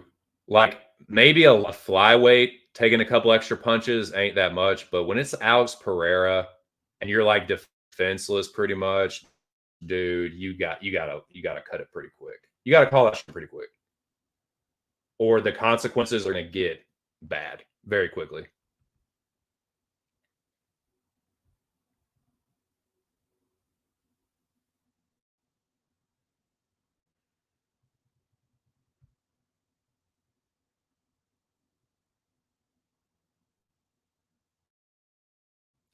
That's the thing, man. They're in a bad way right now. That Strickland loss was really embarrassing, considering that Strickland basically bitched him at the press conference before the first post. I don't know if y'all remember. Y'all probably do. That first press conference, the press conference before the first Adesanya and Pereira fight.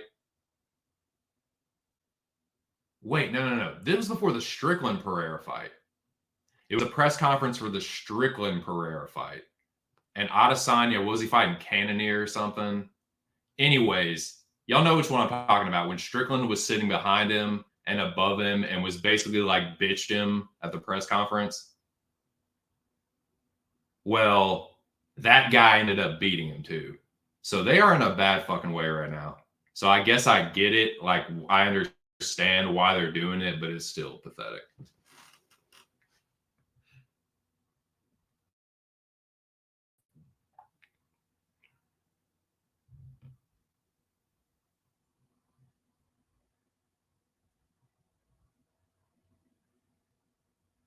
Yeah, it's interesting.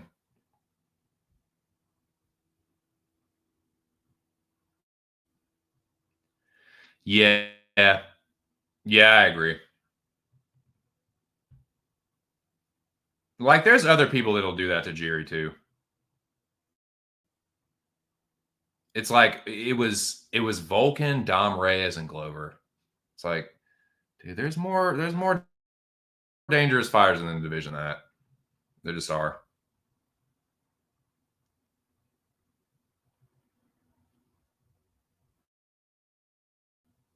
Calm down, bro.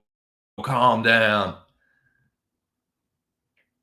He was clowning Adesanya for getting smoked by Pereira. Pereira smokes him. Izzy beats Pereira. Strickland beats Adesanya. Yeah. Crazy, dude. MMA's crazy.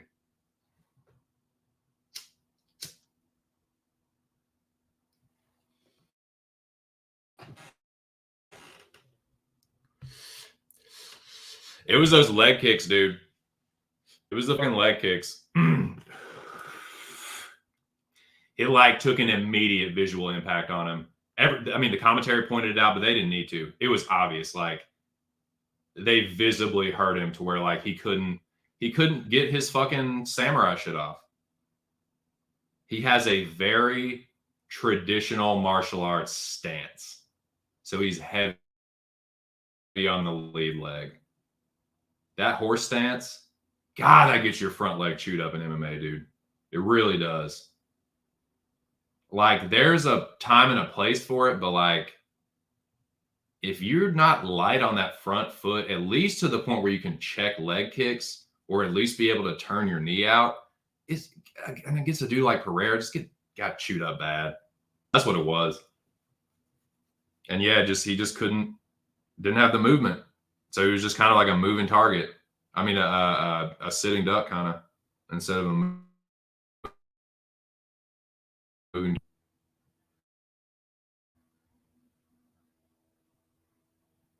But yeah, that is basically all that I have to say about the fights on 295. Pretty good with the results. Pretty good with the predictions. That should be 9-4-1. I'll take all those 4 losses. They were all legit, but that draw was bullshit. Slav won that fucking fight. But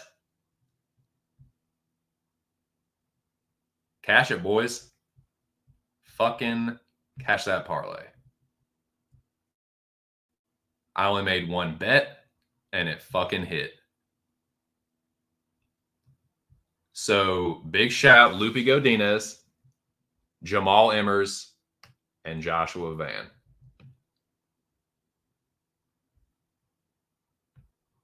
I appreciate it, boys and girls. I sure appreciate you. And make sure y'all check out that Pub Sports Radio MMA Live.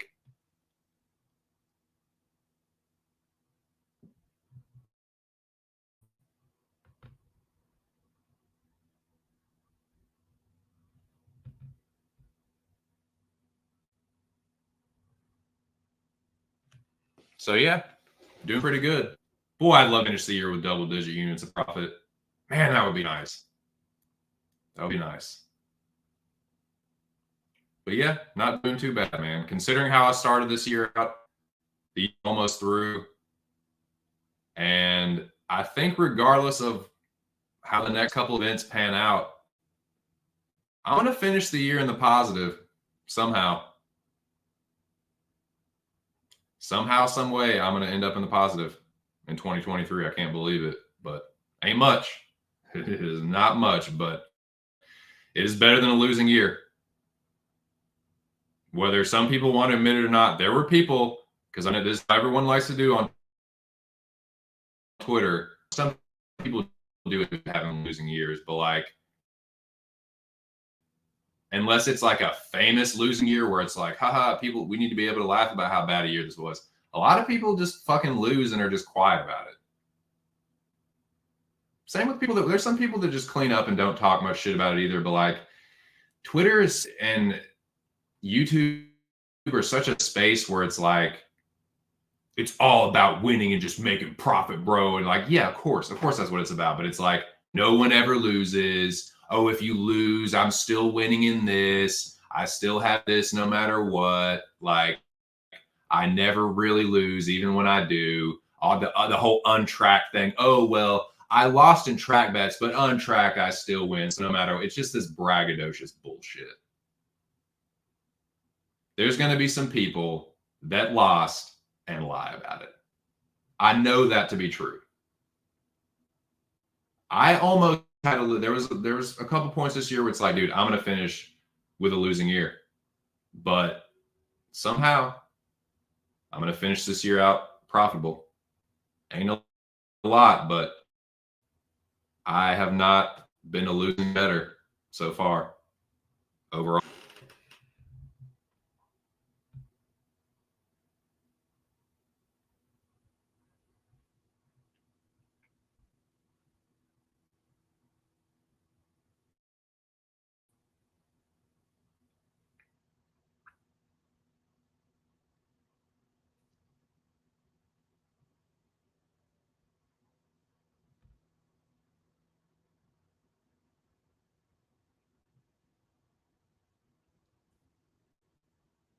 Yeah, it's tough, dude.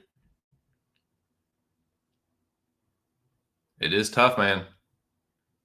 Ups and downs, strikes and gutters, dude. And stuff, but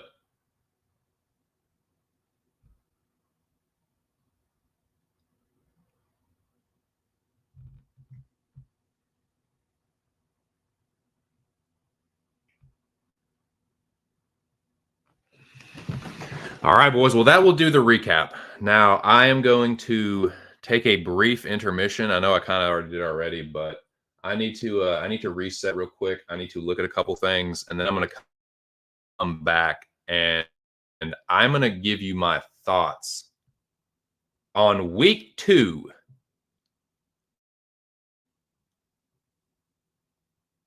season 11 of the Rabid Dogs Mecca. That's what I'm going to talk about back.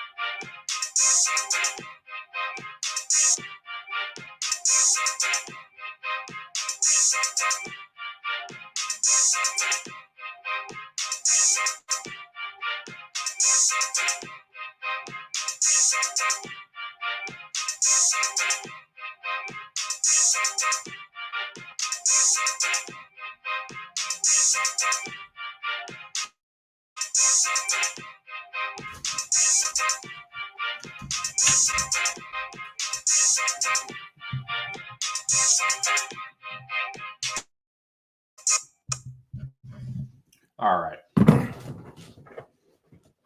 Alrighty. We're back. We're fucking back. We are back in action.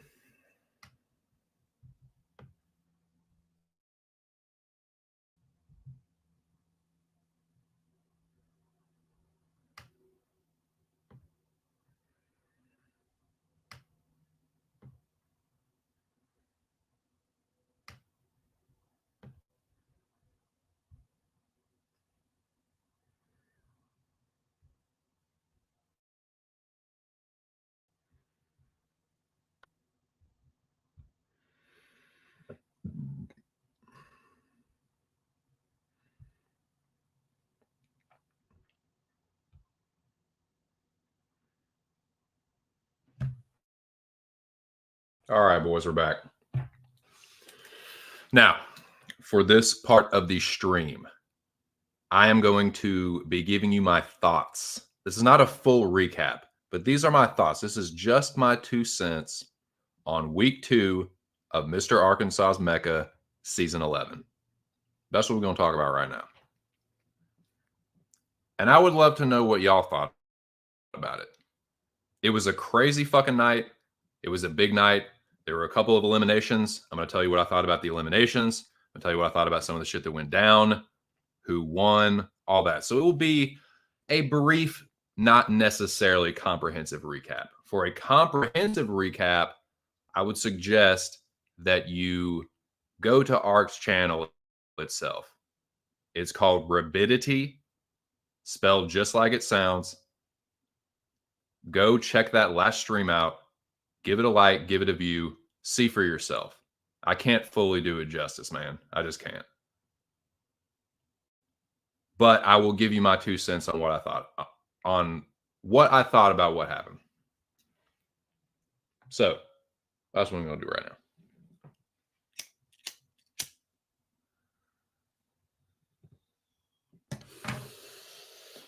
Week 2 was crazy. This was a pretty crazy card. It was a pretty crazy week. That they just go hand in hand. So it's the American Gangsters versus Team Eurotrash. And what do you fucking know? Eurotrash gets it done. Team Eurotrash. We done did it, boys. We got the fucking job done. So, yeah. Handshakes, dap ups, all that shit. Congratulations to us, dude. We fucking won.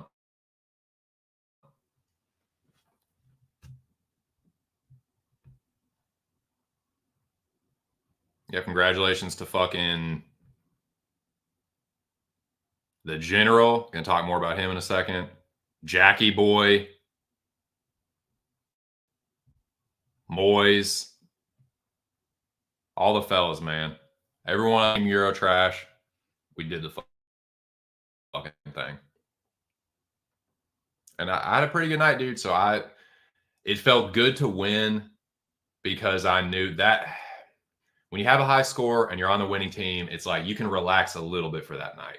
You don't have to stress out about, oh, fuck, I'm not going to be on the chopping block. It's like, and when you have a high score, even if you are on the losing team, most of the time, if not all the time, you're safe.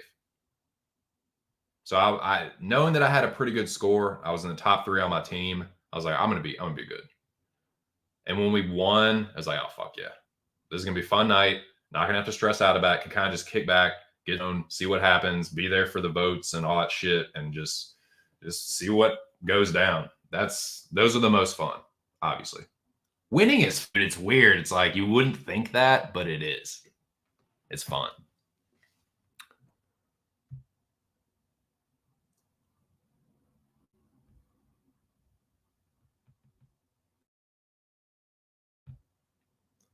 Well, y'all know what to do. Y'all know what to fucking do. Oh yeah, I see one of them's different. Well, the wrench squad knows what to do.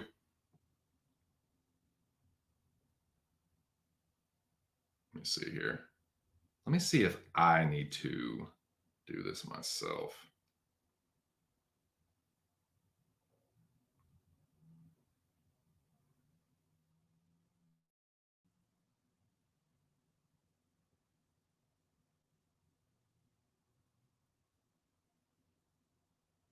Yeah, that's the real Alex. I can't, he's blocked. I can't see him.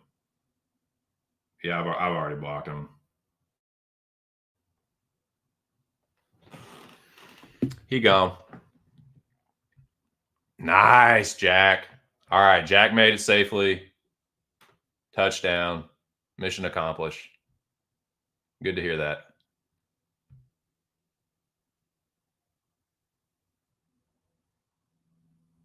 Right? Little watering hole. Where I don't want to give away your spot. I don't want to blow up the spot, Jackie boy. If you're allowed to divulge, where are you right now?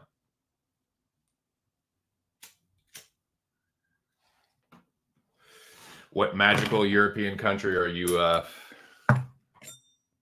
trotting around in? Nice.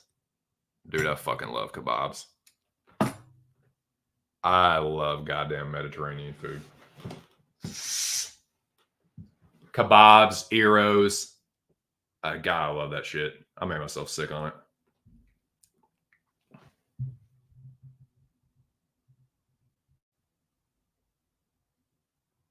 Oh yeah, I can't see him.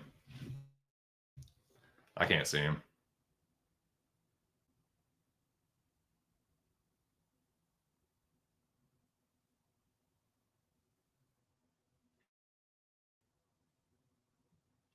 Nice.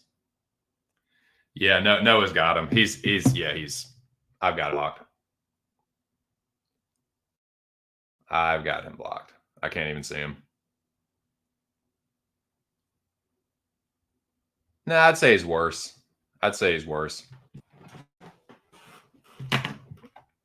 No, I appreciate it. Yeah, we on it.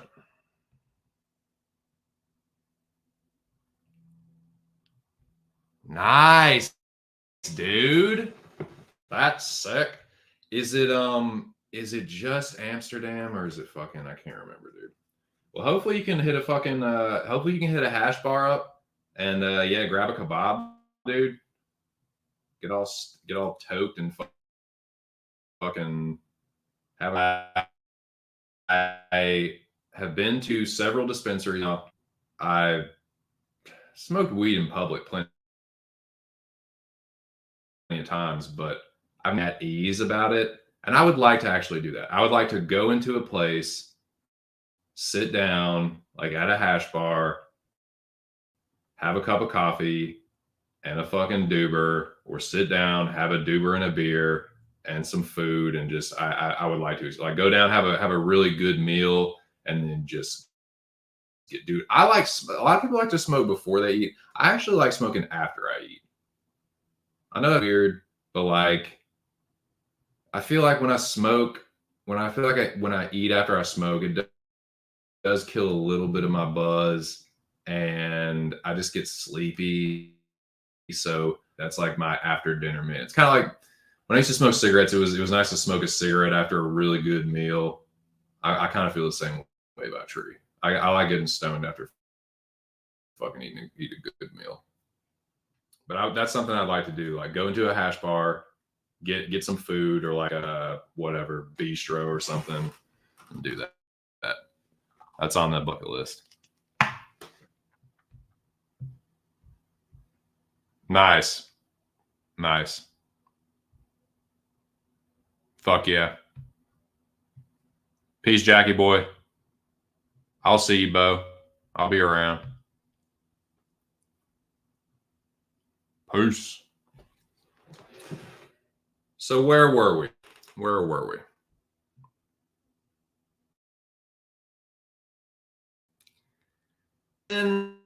11. It was a wild night. There were a couple of eliminations. The first one was kind of surprising, dude. Drunken Boxing makes his departure. And he made his departure because of one gentleman in particular. You know him. You love him. If you don't, there's something wrong with you.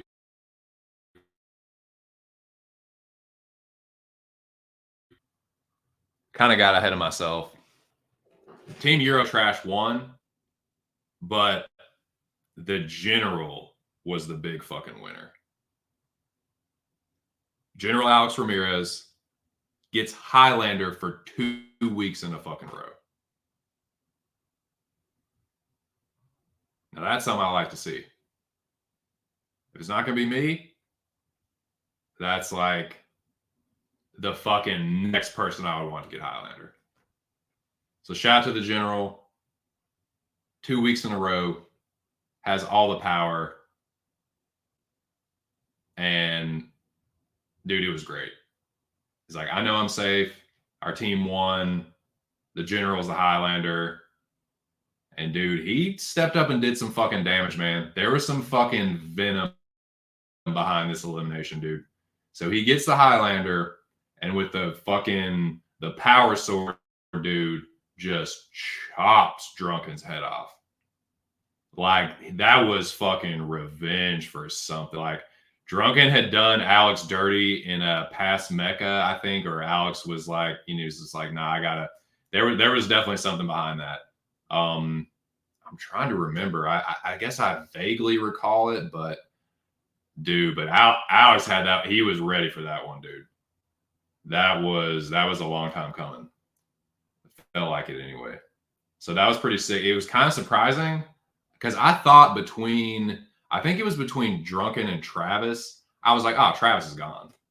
But then he flipped the script and got rid of Drunken. And Drunken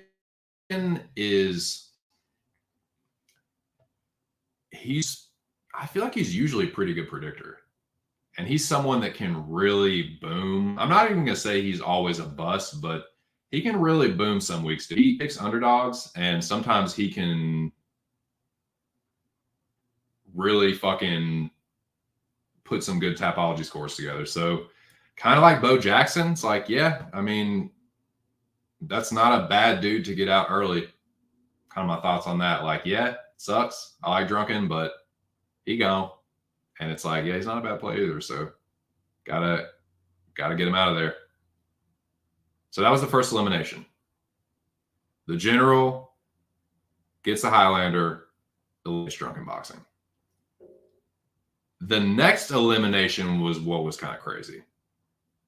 Because, and I know Zach is going to think I'm bullshitting. I'm not, dude. I was going to vote to save Zach.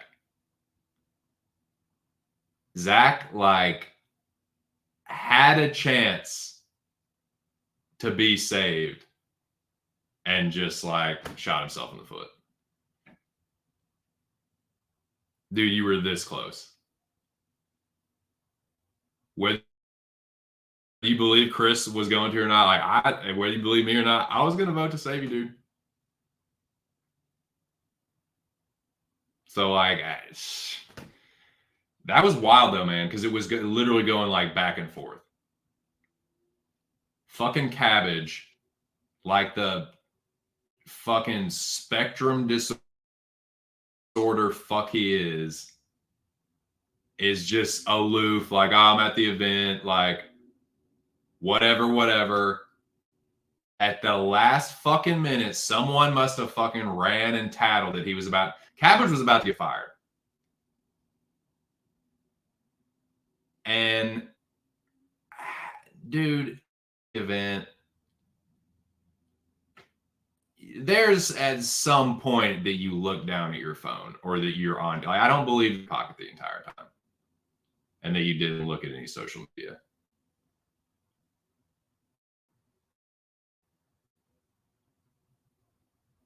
So it's like, dude, who knows if he was even going to? I wouldn't be. He was probably going to completely fucking forget about it. It's just coincidental that, like, right before he gets fired, like, he was either lurking and not saying anything or completely forgot about it, and someone went and snitched and was like, dude, you're about to get fired. Hurry. One of his butt buddies, I don't know, like, but Cabbage barely escapes getting fucking fired. And then, like, if he had gotten fired, that would have been eliminated. Because it was about to be Cabbage.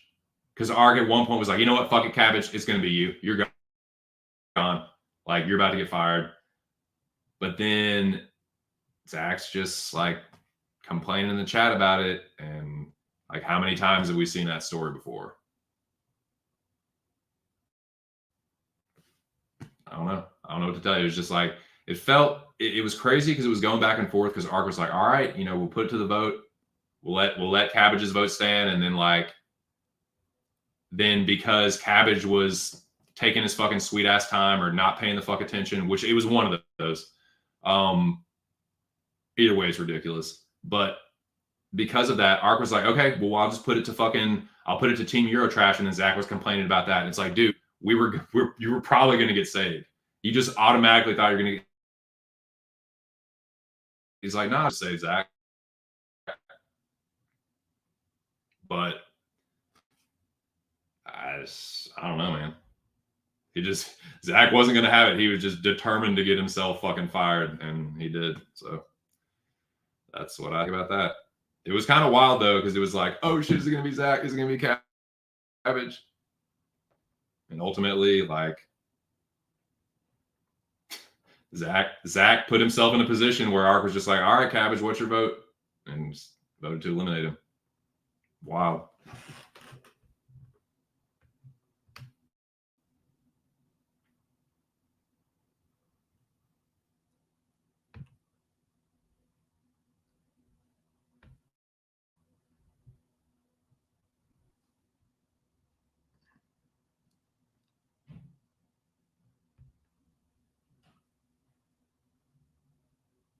Dang, I should have waited for the architecture test.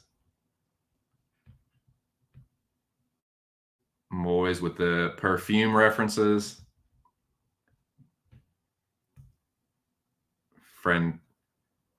Francesca Bianchi.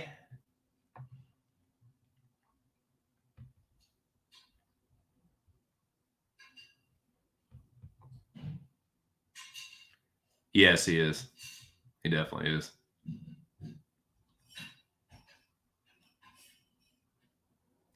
Well, he was in here earlier briefly.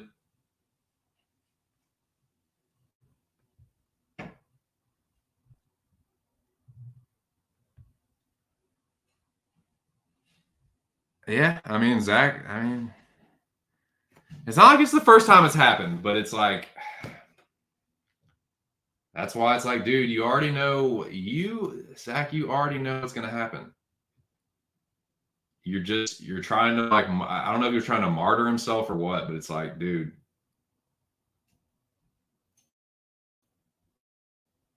it's like everyone should know at this point. If you tell Art to fire you, he's gonna fire you. If you tell him like, oh man, you know what, it's like, come on, dude, you're just doing this, that, and the third. It's like, you know what's gonna happen. You already know what's gonna happen. And so did us. So did we us.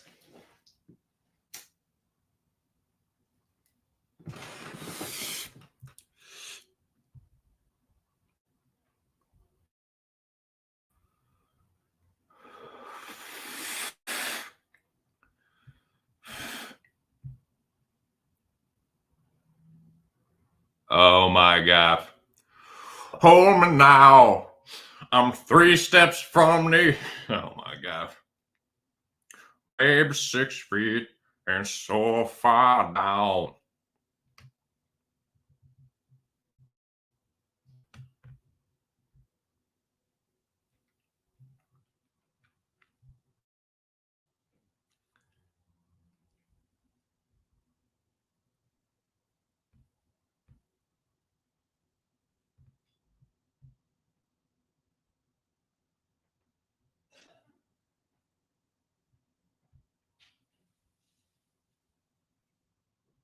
Nah, you can't fire me. I quit.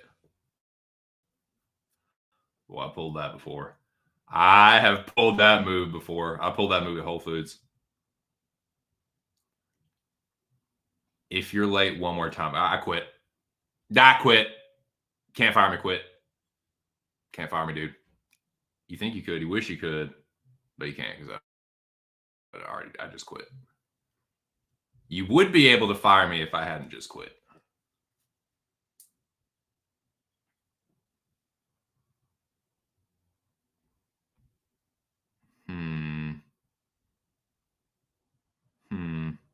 Now that one, yeah. Thank you, Noah. Thank you. Now see, this is my dude. This is why I made Noah mod. For this reason.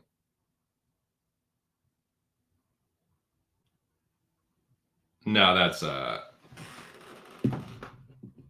certain sad, strange little individual. Indeed. He loves the attention. So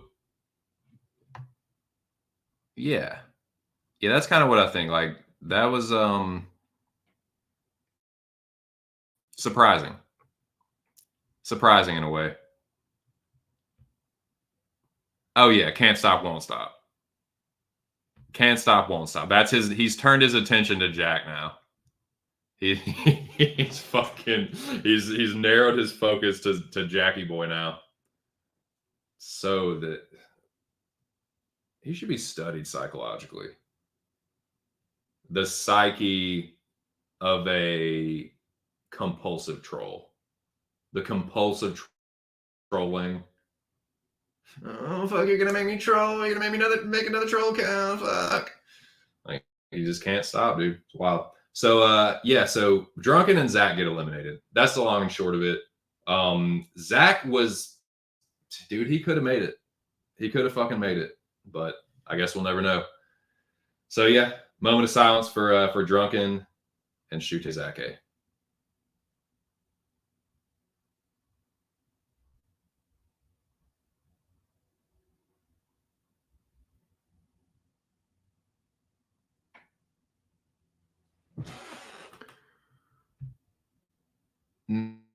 Now, I need to go back and watch the end of Arc stream because I don't know. I left at about 4 because I was like nodding off. Like I couldn't keep my eyes open anymore. And I was like, I just gotta go to sleep. So I don't know actually what happened at the very end. But I know that Jack and Cabbage were in there and they basically like picked the new teams. So what's going to happen next week is it's going to be teams of 3, and we're all competing against each other. I need to see, like I said, I need to go back and watch the end of it. So yeah, I would recommend everybody else go watch it too. Unless you were there in the chat and have watched it on replay, yeah, you probably don't know what the fuck happened. Because it was into the wee hours of the morning. So like I said, I left around 4, or close to 4. And I don't know how much longer it went on, but when I left,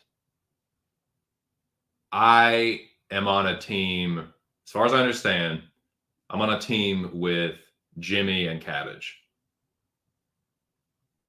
Of course, I end up on fucking Cabbage's team.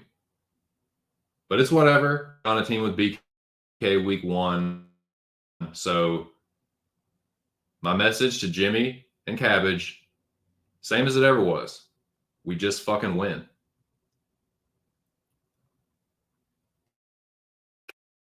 Cabbage is a fucking dumbass. He's like, I'm going to be able to eliminate 2 cents. It's like, well, if I'm on your team and we do well, then we're both going to advance, you retard fuck. So it's like, what? He's a fucking dumbass. We're like, it's. Anyways, so yeah, we're on a team, retard. It's not like 7 or 6 separate games. So we're working together this week. So yeah, do good. Do good, motherfucker. Me, Jimmy, Cabbage, Kabaj. So yeah, Cabbage had a good week this past week. Have another good one, Cabbage. I'm going to have another good week. James is going to have another good week. We're going to kill it. We're going to win. So yeah. If you were hoping to eliminate me, you just shot yourself in the foot because I'm going to help us win. So good. Smart. Good thinking. That's using your brain thinking. Dude, it is so funny. Just so, it was laugh out loud funny when I heard it, but it is very accurate and very clever. And yes, it is. You get full credit for that. Yeah. I knew I was going to steal that one as soon as I first heard it. I was like, that is pretty fucking funny, and I'm going to use it. I will not pass it off as my own, though. That is a full fucking, that is a stubborn Mick creation. Fucking Shute Zake. Yep. Moment of silence for Drunken and Zach. Moment of silence for the fallen.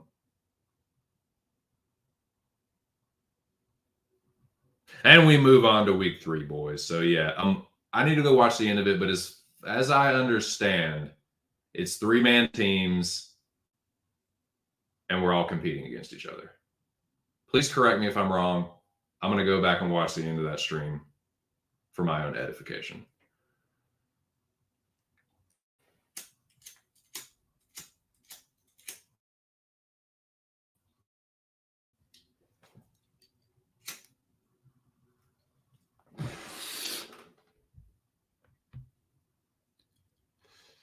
Yeah, I didn't think Zach was going to go out so early.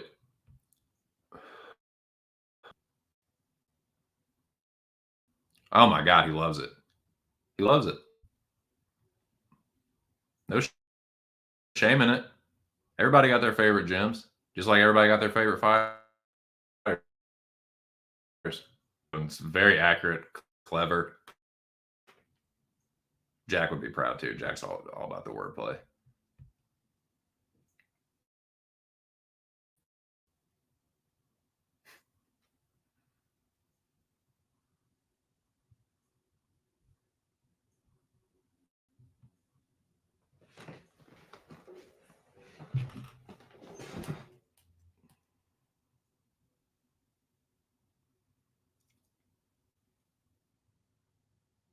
I don't know if see, I don't know. But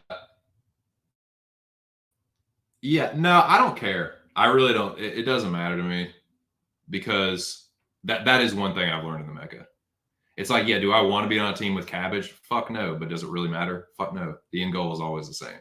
Win, cut heads off, eliminate, survive, kill, murder, death, kill, survive,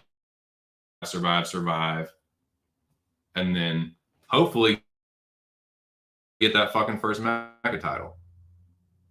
I've gotten as far as you can possibly get without winning it. Right. I've been close to finale night a couple times. I've chopped off many fucking heads in the Mecca. I have gotten Highlander close to half a dozen times in my entire Mecca history. No, it's at least 5. I've been getting them since season 1 and getting my pick of who I want to just and you're done. I've done that several times over the course of now 11 seasons. So you boys usually pretty always good for a Highlander. I'm good. I'm averaging maybe not 1 per season, but just about 1 per season on average. So yeah, go us, go me, Jimmy, and Kabash. We're gonna fucking win. I'm gonna get Highlander. I'm gonna whoosh, chop one of your heads off. And it's going to be set. So, yeah, it doesn't matter. It doesn't matter. Team Eurotrash, American Gangsters, there can only be one. All y'all have to get eliminated so that I can win. That should be your mentality. And that's my mentality. Hi-oh.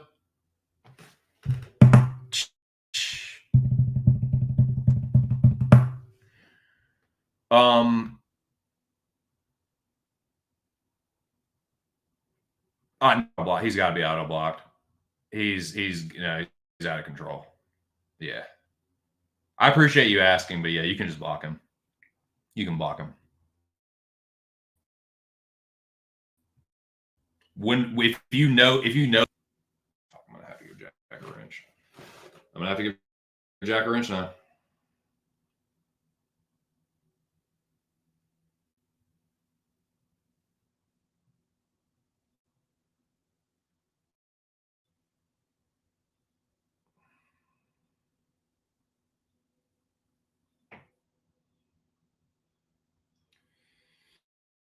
Yeah, I've got to wrench Jack up just so I can tell it it's him. Got him. So he's a wrench now. You'll be able to see him in blue. Jack, you on the squad now. I powered Jack up just for just to sort that.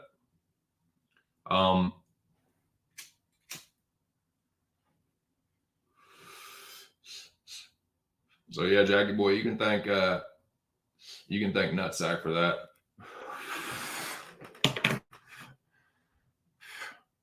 Every now and then I do something smart. It's mostly dumb shit, but now, where were we? I think that just about covers week 2 from my perspective. Like I said, I got to go back and watch the end of that, see what actually happened. Things can change on a dime in the Mecca. You have to be on your toes. So I'm going to make sure that I'm not speaking incorrectly on any of this. But as far as I understand it, as I understood it before I left, it's 3-man teams this week, and we're all playing against each other. So yeah, that's my 2 cents on week 2. Shout out to the Rabid Dog. The channel is called Rabidity. Check it out. Leave a view and a like. Now, the last portion of this stream is going to be briefly previewing this next week's UFC card. It's UFC Vegas 2. It's going down in the Apex Center this Saturday. So, we're going to see what we got. Gonna take another pull or 2 off the chalice, talk a little bit more shit, see what we got with these fights. Now, I know the Mecca's going on, so people in the Mecca are not going to want to, maybe not want to talk about their picks as much. I understand and respect that. I've made up my mind about a few picks, and I'm not going to necessarily tell you smart mouths all of them neither. But we're going to talk about a little bit about the fight card in general. Maybe talk about some could be potential Mecca dividers, if you will. Fights that I think are going to be really close, and split the community down the middle. Split the Mecca down the middle.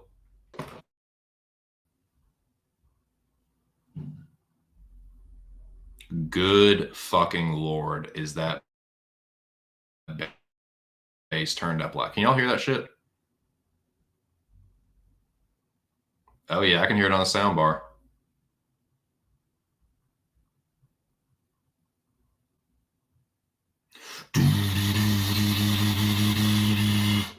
Jesus Christ.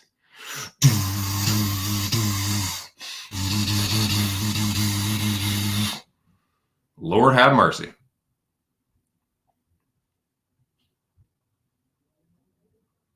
Oh, dude, Ark always gets rabid, man.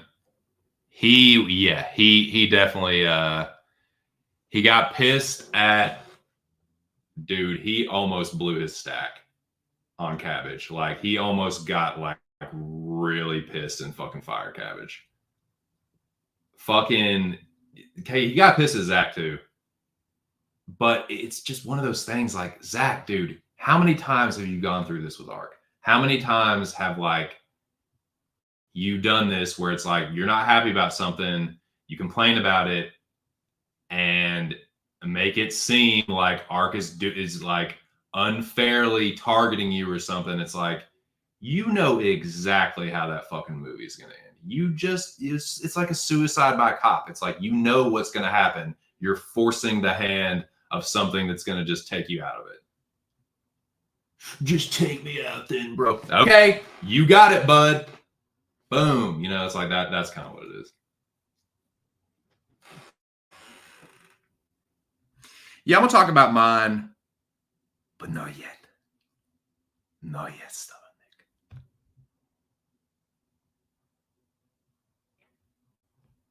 But yeah, it was an entertaining one, dude. It was definitely an entertaining one. Ark got furious at Cabbage and Zach, and it's very funny, very entertaining. Yeah, it was a good week. It was a good, fun week. Did well. Those are the best, man. When you're like, you know, you're safe. You can kick back and with your popcorn, weed, beer, or whatever, and just watch the shit happen. That's the best.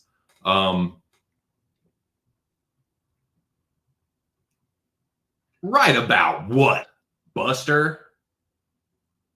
What do you mean, Zach? If that is even Zach. Could be pubes. You never know.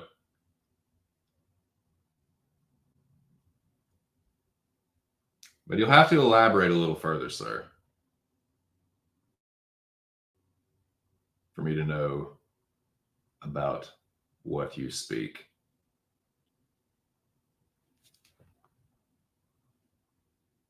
In the meantime,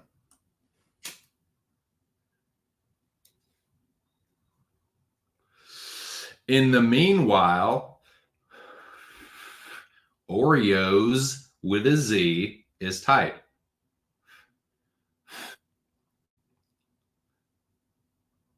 And I'm not about to whore up my rap skills with a Z to some adult nerds gone wild.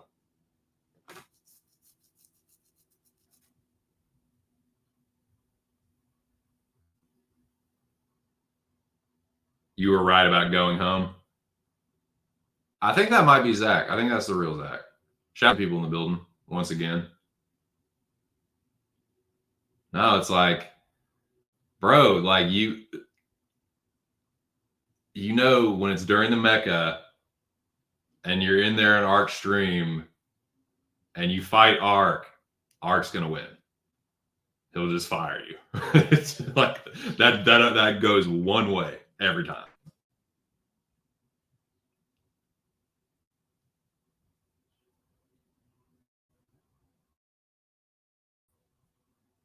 Oh my God, you can't help yourself, can you? Fucking ridiculous. God damn, dude. What's your record, dude? I want to know what your record is. Put it when you create your next account, like the next fake account you come in here on, tell me what your record is for how many accounts you've created in a day. How many new fake accounts you've created. I'd be really curious to know that. Since you should have gone week 1. I should have, dude. I know. Hey, you're right about that. You are right. I should have been gone week 1, but you know what the problem with that is, though? The boy's a fucking dead man, dude. I fucking be dodging bullets and shit. I don't know what to tell you. Your boy's hard to kill in a vote off. You don't just have to get me straight up with the points. You have to catch an off week where I get like auto eliminated or something, because I have a way of surviving in votes and being at the bottom historically.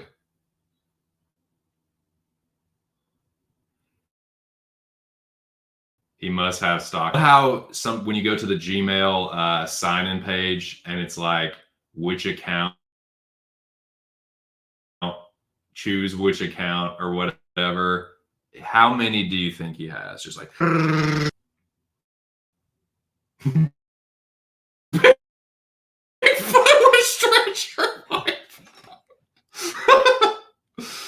yeah, at least you can be funny. At least fucking ridiculous, dude. Him and his weird, like, him and Bigfoot, just 2 rejects in a pod. Two fucking losers just hand in hand skipping down the road together. It's a match made in heaven. Unreal. Yeah, what's the over-under? What's the over-under? I'll say over. I mean, with him, I'm gonna have to say over, man. I can think of 10 new ones that I've seen just like in the past few days.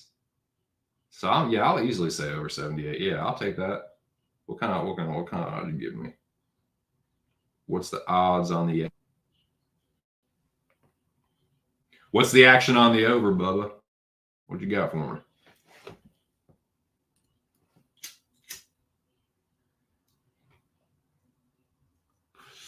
I'll take that bet, goddammit.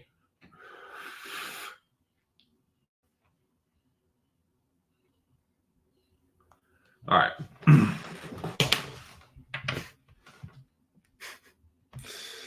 Some things will never change.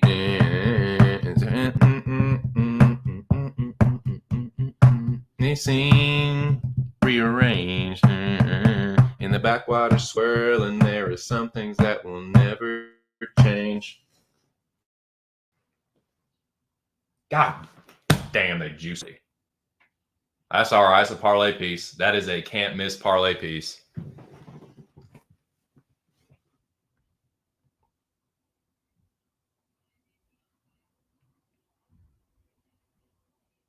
Some things will never change.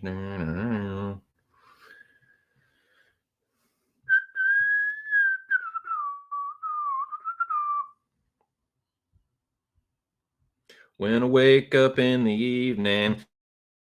Some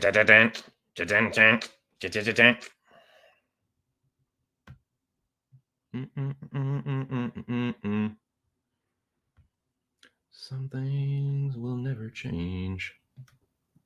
Hey, one hit wonder. Meat puppets.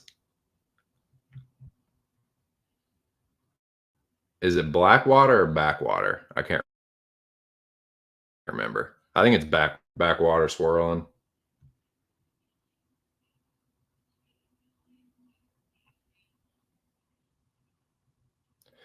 Yeah, that's the thing. And that's why I'd be interested in maybe like someone conducting a study, because that's always, it's like they can't help. It's like a serial killer. They almost like want to get caught.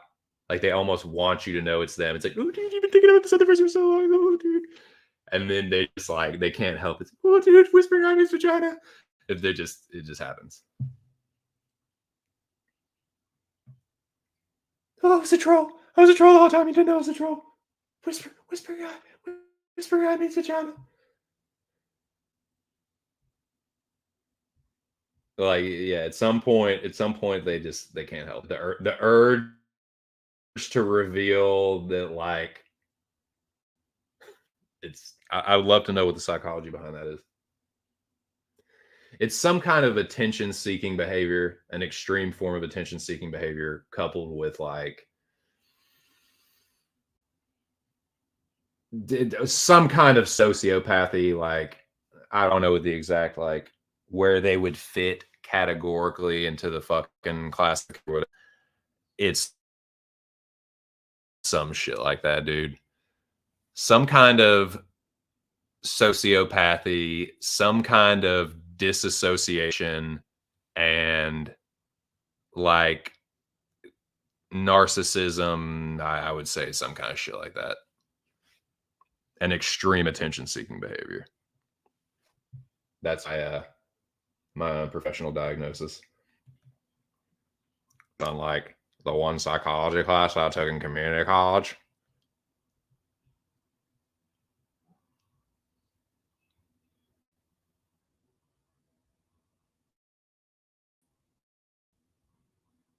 Dude, that is the dead giveaway. Too coward is the dead giveaway. 9 inches and thick.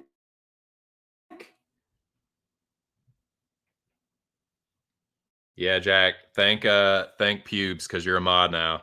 I had to mod you so I know it's actually you.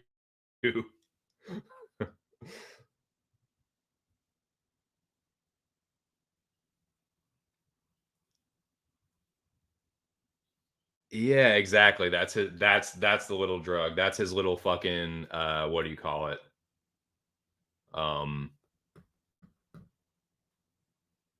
Not endorphin, but dopamine. That's the little dopamine hit. He like the reveal. He reveals himself to be the troll. Ha ha! I'm the troll. It's like that. You thought I was someone else, but it is I, Charles Smith. And then he just, that's his little hit. But then he needs another one.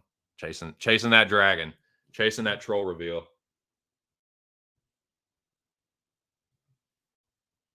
Shazam! Powered up now, dog.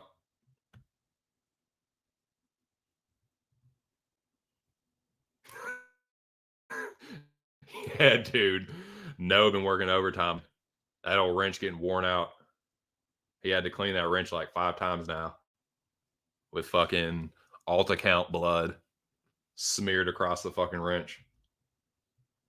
Pube head, alt account blood soaked wrench. What a weird dude.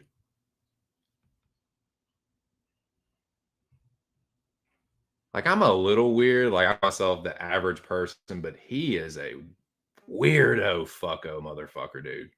Just a freak. So anyways, what were we talking about? Oh yeah. UFC Vegas 82.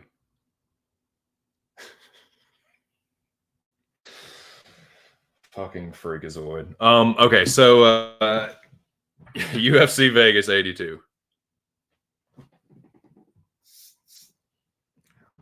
Reload the chillin' here.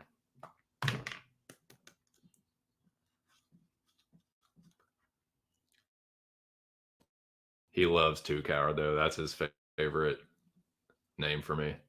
That is a dead giveaway. That's when he wants to get caught. There's sometimes where he plays the long game, but ultimately his goal is the reveal. Is to because there's no point. Think about it like this. If you're trolling, there's no point in continuing to act normal and then never reveal yourself, because then it's like you would just think it's, you just never know. The only satisfaction he gets is the manipulation, like having you think he's someone else and then being like, he, it's actually me. It's actually Pubes. So yeah, there is something behind that psychologically. Anyways, UFC Vegas 82. Fascinating stuff though. UFC Vegas 82 going down on Saturday. It's headlined by Brendan Allen and the Berge Paul Craig. It's called Fakir. It consists mostly of headbutting and kicking people when they're on the ground. Now, this main event is a tricky one at that, because I don't exactly know who's going to win.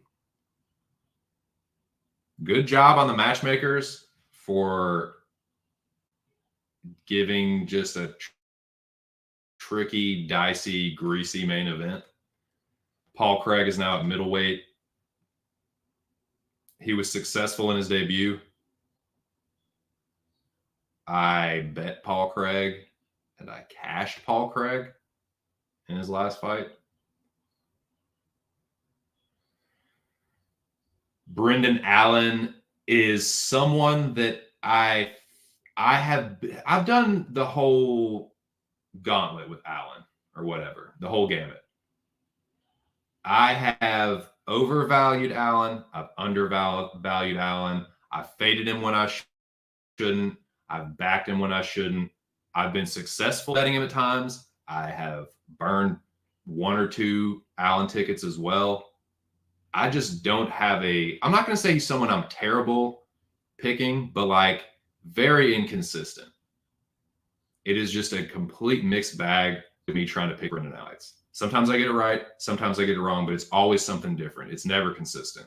It's never like I can never consistently fade him successfully. I can never consistently back him. I sometimes I get it right, sometimes I get it wrong, but it's never consistent. Paul Craig,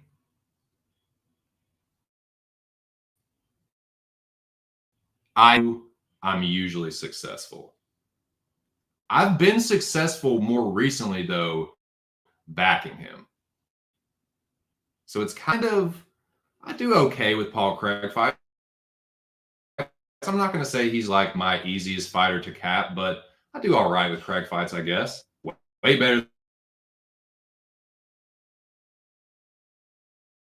than Allen, but I don't know, man. I feel like these are similar fighters in that they both have a lot of upside and they're very skilled grapplers, but they don't always have the best fight IQ. Is that fair to say? And they both rely on their striking, maybe sometimes when they shouldn't, but both of them have had success standing. I would say Allen's probably the cleaner striker. Paul Craig might hit a little harder though. I don't know. It's yours, but like I wouldn't necessarily. I don't know, man. Allen isn't that powerful on the feet, but he's a striker. I would say he's probably the cleaner striker, probably the more technical striker. The grappling, they both have good and somewhat underrated grappling. Well, I don't know if you can say underrated, not for Craig anyway, but Allen's grappling gets underrated. I'll say that. I think that's fair. But I don't know, man. It's a tricky one. I'm literally like tossing it around in my head right now as we're talking about it. Like, who really is the fucking better fighter here? I don't know. Tricky one.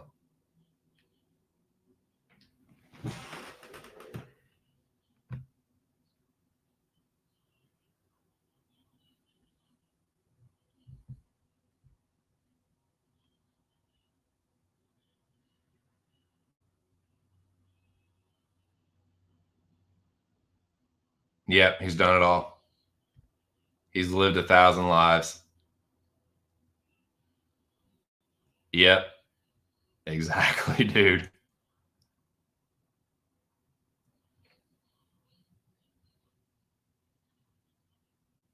Yeah, exactly. It's like he can never he has trouble playing the long game with it. I will say that. He can't help himself. He's it's his compulsion, and there's something behind. He has like serious compulsive behavior.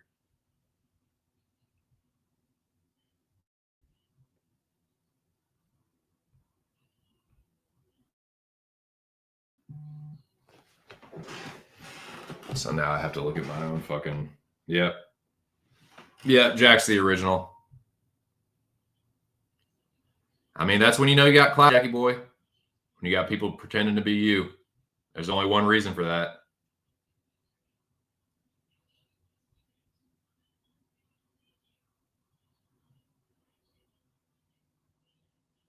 Don't ban me, please. Dude, fucking ridiculous, man. Hey, Puke, I appreciate the viewership. You're definitely helping the live viewing hours. The fuck. I have never seen anything like this motherfucker. Just unreal. But hey, it's like kind of like what Ark says sometimes is content for the moment. Let's see what Mick's saying about the fight. I think the knockout is live on both sides. I agree with that. Allen has a better sub probability. I also think both are mistake prone. I definitely agree with that. Yes. Loses IQ. They both, yeah. They both can try and be tough guys when they shouldn't. This could be just take place on the feet. Like both of them have been chinned before. Neither one of them have great chins, although neither one of them are like I said. I don't think either one are devastating power punchers.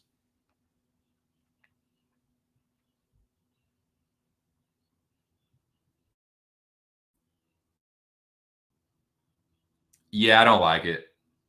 It seems like Craig or pass from a betting standpoint. Probably just pass, right? I come in peace. Jesus Christ.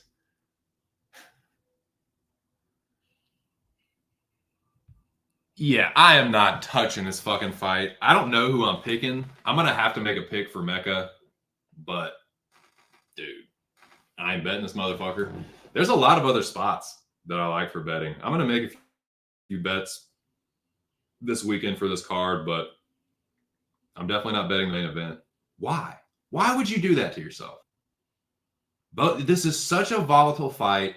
Both of these guys are skilled, but kind of like knuckleheads, dude.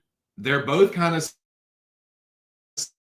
skilled knuckleheads. They're both smart guys. They're both college educated, like well spoken guys. But when they get in the octagon, they kind of turn into meatheads for real. I don't know, man. The grappling is close. Allen has underrated grappling. Craig has a lethal guard, but I don't know if he wants Allen on top of him necessarily. I think Allen has an underrated top game. Allen gets himself in trouble most of the time on the feet. Brendan Allen, when he's on top, is fucking good. And I think the fact, like the statement that you don't ever want to be in Paul Craig's guard, I think that's a little bit of a false narrative. Like, dudes have been in Paul Craig's guard and knocked him out cold. Ask Alonzo Minifield. So Craig, yeah, he'll catch a few dudes in a triangle, and Brendan Allen is stupid enough to get caught in that triangle. That's why I'm not betting it. But you can make a case for either guy. So that's why it's just like, it's because of that, and because I think it should be closer to a 50-50 from a betting standpoint. It's Craig or pass. I don't know if I'm going to pick Craig. If it goes to the cards, damn it, man. I don't know, because I don't know who the UFC is wanting to push more here. I guess I don't know. Fuck. It's tough.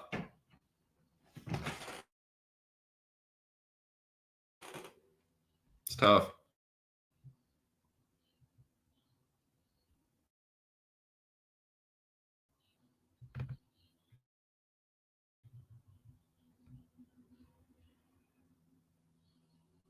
Yeah, indeed.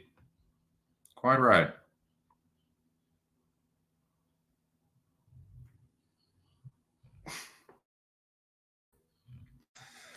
Jesus Christ. Don't ban me still.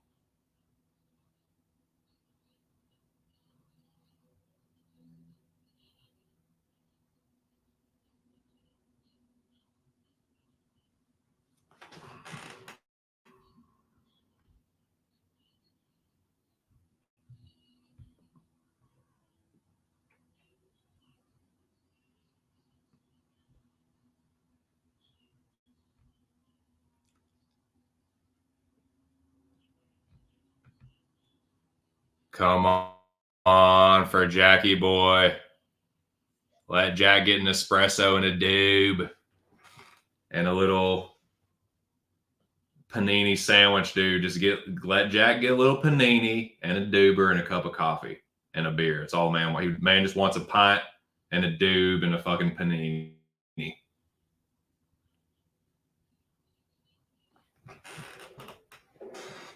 He just wants a fucking sun roasted tomato panini. Nice, dude. Nice. Yeah, dude, don't y'all drink like espresso all fucking day and night? Jack, I think you told me you drank like fucking 10 cups of coffee one day or something. You're like, yeah, I'm working on my 10th cup. Jesus Christ. Dude, I drink 2 or 3 and I'm like, I think I had a little too much coffee.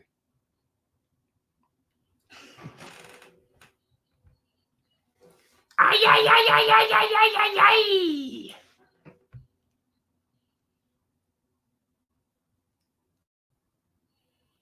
Oh my fucking God. Oh my fucking God. Oh, okay. Okay, not Charles Smith. Okay, not Pubehead. Whatever you say, not Pubehead. Whatever you say, definitely not Pubehead. Jesus Christ.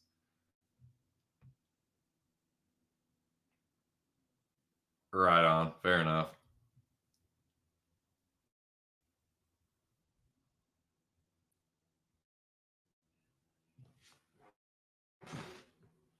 Fucker is unreal, man.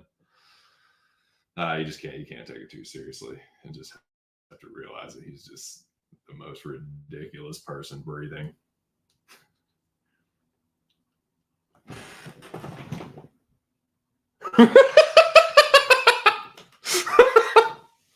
It's fucking absurd, dude. I mean, he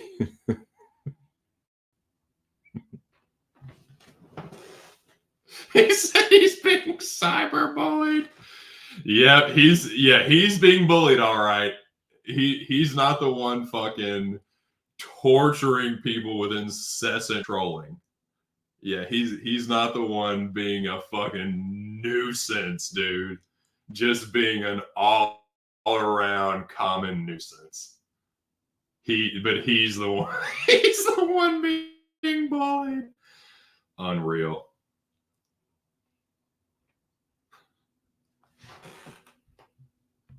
That's sick. Nice, dude.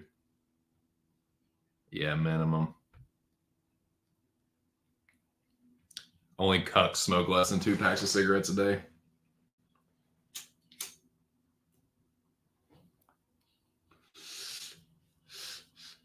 It's all about working out, dominating women, smoking cigars, drinking whiskey. Yeah, dude. Jesus Christ. Fucking David Morales.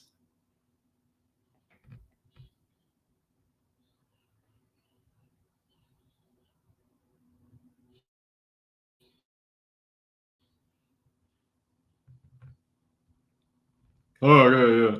Okay, definitely not pube head. Whatever you say, pubes.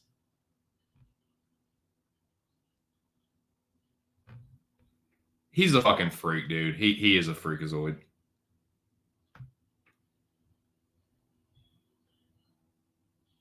And see, I'm thinking these jumps in viewership are like him running back in here with like 3 alt accounts at a time and just like typing on different ones. Unreal. Anyways, so yeah, what about some other fights on this card? I'm looking at like 2, 3, maybe 4 dogs, but I'm gonna have at least 2 or 3 dogs on this card, is what I'll say. I'm gonna wrap the stream up here in a little bit. I gotta go eat something and visit with the missus, but yeah, a little brief preview of Vegas 82. Let's see some of the fights that stand out on this card.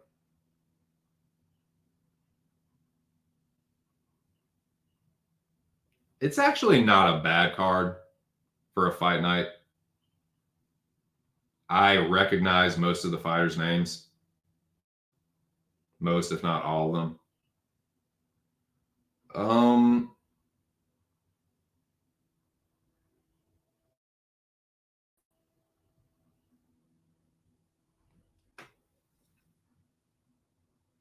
A couple tricky spots. Some of the more exciting fights, I think, are going to be like Ogden and Nicholas Moda could be a banger. Jekka and Lucas Alexander could be really fun. I think Angeliger and Jose Johnson are going to get after it. Pierce and Brito, I don't really know because Pierce could turn it into a grapple fest.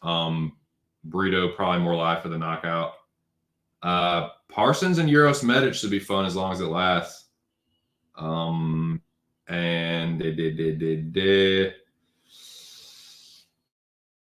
Hooper Jordan Levitt is kind of a tricky one, as is Morales and Jake Matthews, as is the main event. So yeah, Coco, co-main, and main event are a little tricky.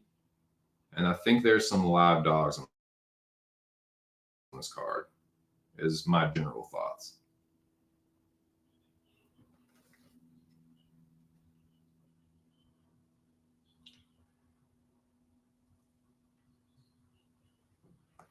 Okay, I definitely will. You got it, pubes. You got it, weirdo fucko.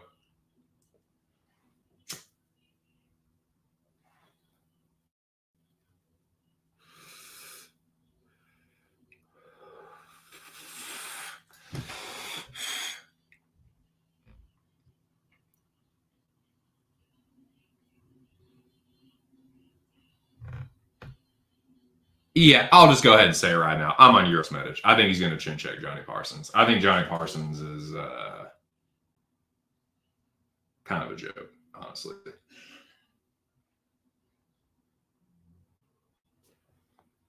Like, yeah, he's fun. The mullet was fun, but I remember him fighting last time.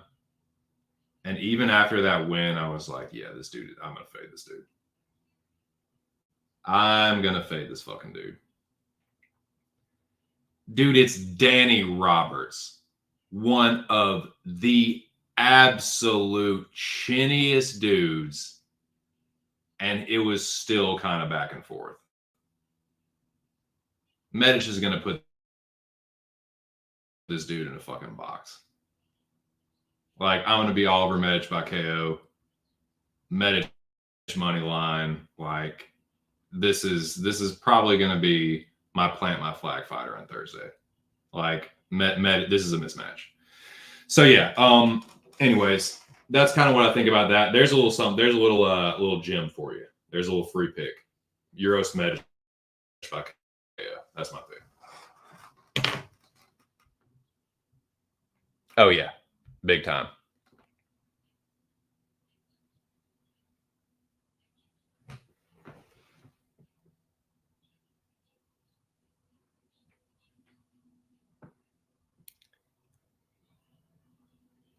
All you wanted is a car? David Morales? Why didn't you tell me? Here's the keys. And here's my apology.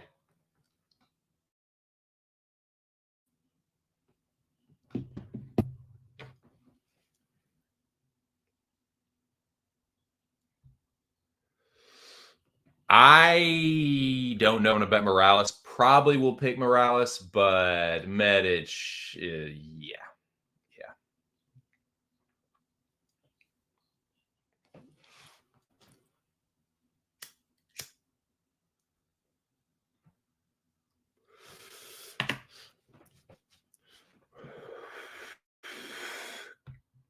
But I think that's my thoughts. That's the preview. And boys, I think that's going to be the stream. I think I'm going to start to wrap things up. But this was actually a pretty good stream. Even if they were multiple alt accounts, there were 10 people in this chat room. So I know they weren't all fucking pube head. So yeah. Thanks, pubes, and everyone else. Yeah, Matthew, I want to think that he's live. Like, I see that number and I'm like, Matthew's live. And it's just like, it is Jake Matthews, though, man. It is Jake Matthews. Yeah, that's exactly what I'm thinking. Yeah.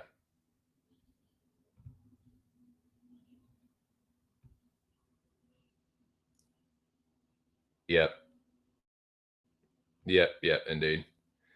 He's another dude that's going to get it. He's going to get chinned really bad at some point, and they're giving him favorable matchups where he can shine, but at some point he's going to get chinned. He's really young, though. He's going to get better, but he's really got some things to work on defensively. And his cardio isn't bad, but someone's going to exploit that too. Like, a better striker with good cardio is going to be a nightmare for Morales. But I'm sure Moyes is going to be all over it. I'm sure Morales is going to be very popular, and I agree with you. Yeah, it's going to be a very popular parlay. But yeah, I'm all over Medic. He's going to fucking start Johnny Parsons.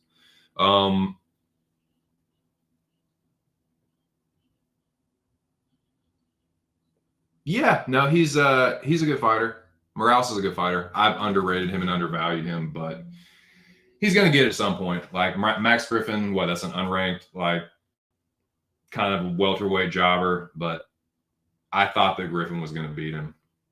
So I'll eat the crow there. But I don't. Morales is kind of just like waiting for the right time to fade him again. I don't know if it'll be this time, though, because it's like I can just see myself picking Jake Matthews and then Morales just knocking his block off. So I'm probably going to end up picking Morales, but I ain't betting it. I wouldn't be surprised if Matthews like ended up like subbing him or something. I don't know.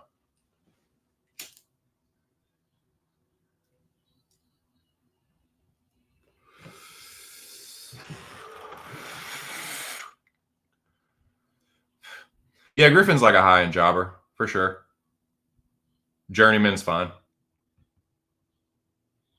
Solid, decent, not bad. That's how I categorize Max Griffin. Like, he can win some fights, lose fights to better fighters, just outside the top 15. High-end jobber, kind of journeyman. But yeah, I think that's all I got. Boys. I said enough of a preview. Gave you my thoughts on week 2 of the Mecca and talked about 295. So I think I did my part there, and I'm gonna start to Modi, I reckon.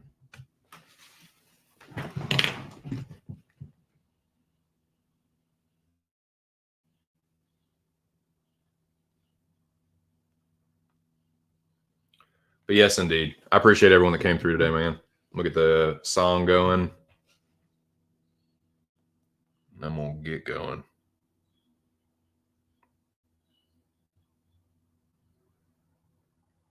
I'll put the banners and shit up.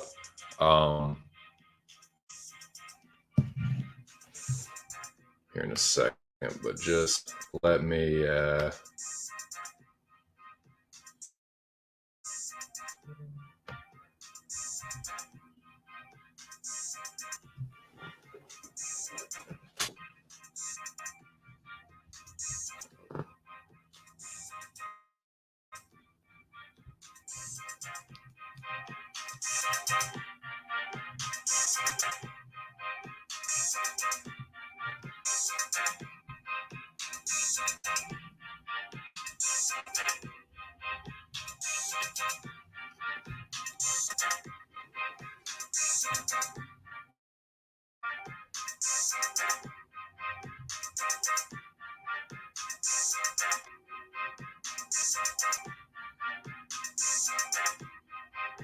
Well, had wishes all the way through the stream, so why wouldn't I have them at the very end of it? In any case, I don't even know if you guys can hear this, but regardless, I appreciate everyone that came through today. Y'all the shit. I hope y'all have a great week. And yeah, looking forward to the next few streams. If you enjoy talking movies and want to talk film, make sure y'all stop back by here on this channel Wednesday or Thursday. Don't know exactly when yet, but one of those days, myself and Aaron the dog are going to talk movies. All right. So if you do like talking movies, join Aaron and myself here either Wednesday or Thursday, and we will continue the Cosmic Countdown, where we count down our top 100 favorite movies. We are right in the thick of it, and we'll have another great episode for you this week. So if you want a little change of pace, you like movies, stop by on Wednesday or Thursday. But on Thursday for sure, check out the MMA Locker Room Talk podcast. That is Pub Sports Radio's podcast. I was going to say podcast, radio show, whatever you want to call it. That is Pub Sports Radio's podcast. This past week's episode featured none other than Big Show, MMA Locker Room, aka Money Mills, and yours truly. It was a great episode. It was funny. And dude, actually ended up cashing the parlay that I made on that show. There'll be another great one this week. So check it out Thursday, wherever you can check out podcasts. Shout out to all the boys at Pub. I will be in there this Saturday watching the fights. Hope to see y'all there. Sign up for the contest, dude. The contest is free, and I'm still trying to win my third. Definitely did not go my way on Saturday, but every new week is another chance to win. So check it out. And shout out to all the boys at Pub. I have not officially said this today, but I think it kind of goes without saying. Shout out to the motherfucking Dome. The greatest group chat in the world. The General Alex Ramirez was in here earlier. Shout out to the homie. Shout out to all the homies. Noah, Jack, Stubborn Mick, Aaron, all y'all, man. Moise is in here. I hope y'all have a great week. Shout out to the Rabid Dog. Week 3, the Mecca dude. I got to hunker down and make these picks. Had a good week last week. Got to continue that. So Jimmy, Cabbage, you fuck. Do good. Score high. Let's fucking win and advance. We can fucking take care of each other later. Now, everyone have a great fucking week. I appreciate everyone that came through. Smash the like button on your way out. This has been just my 2 cents, and I will catch you boys on the next one. Peace!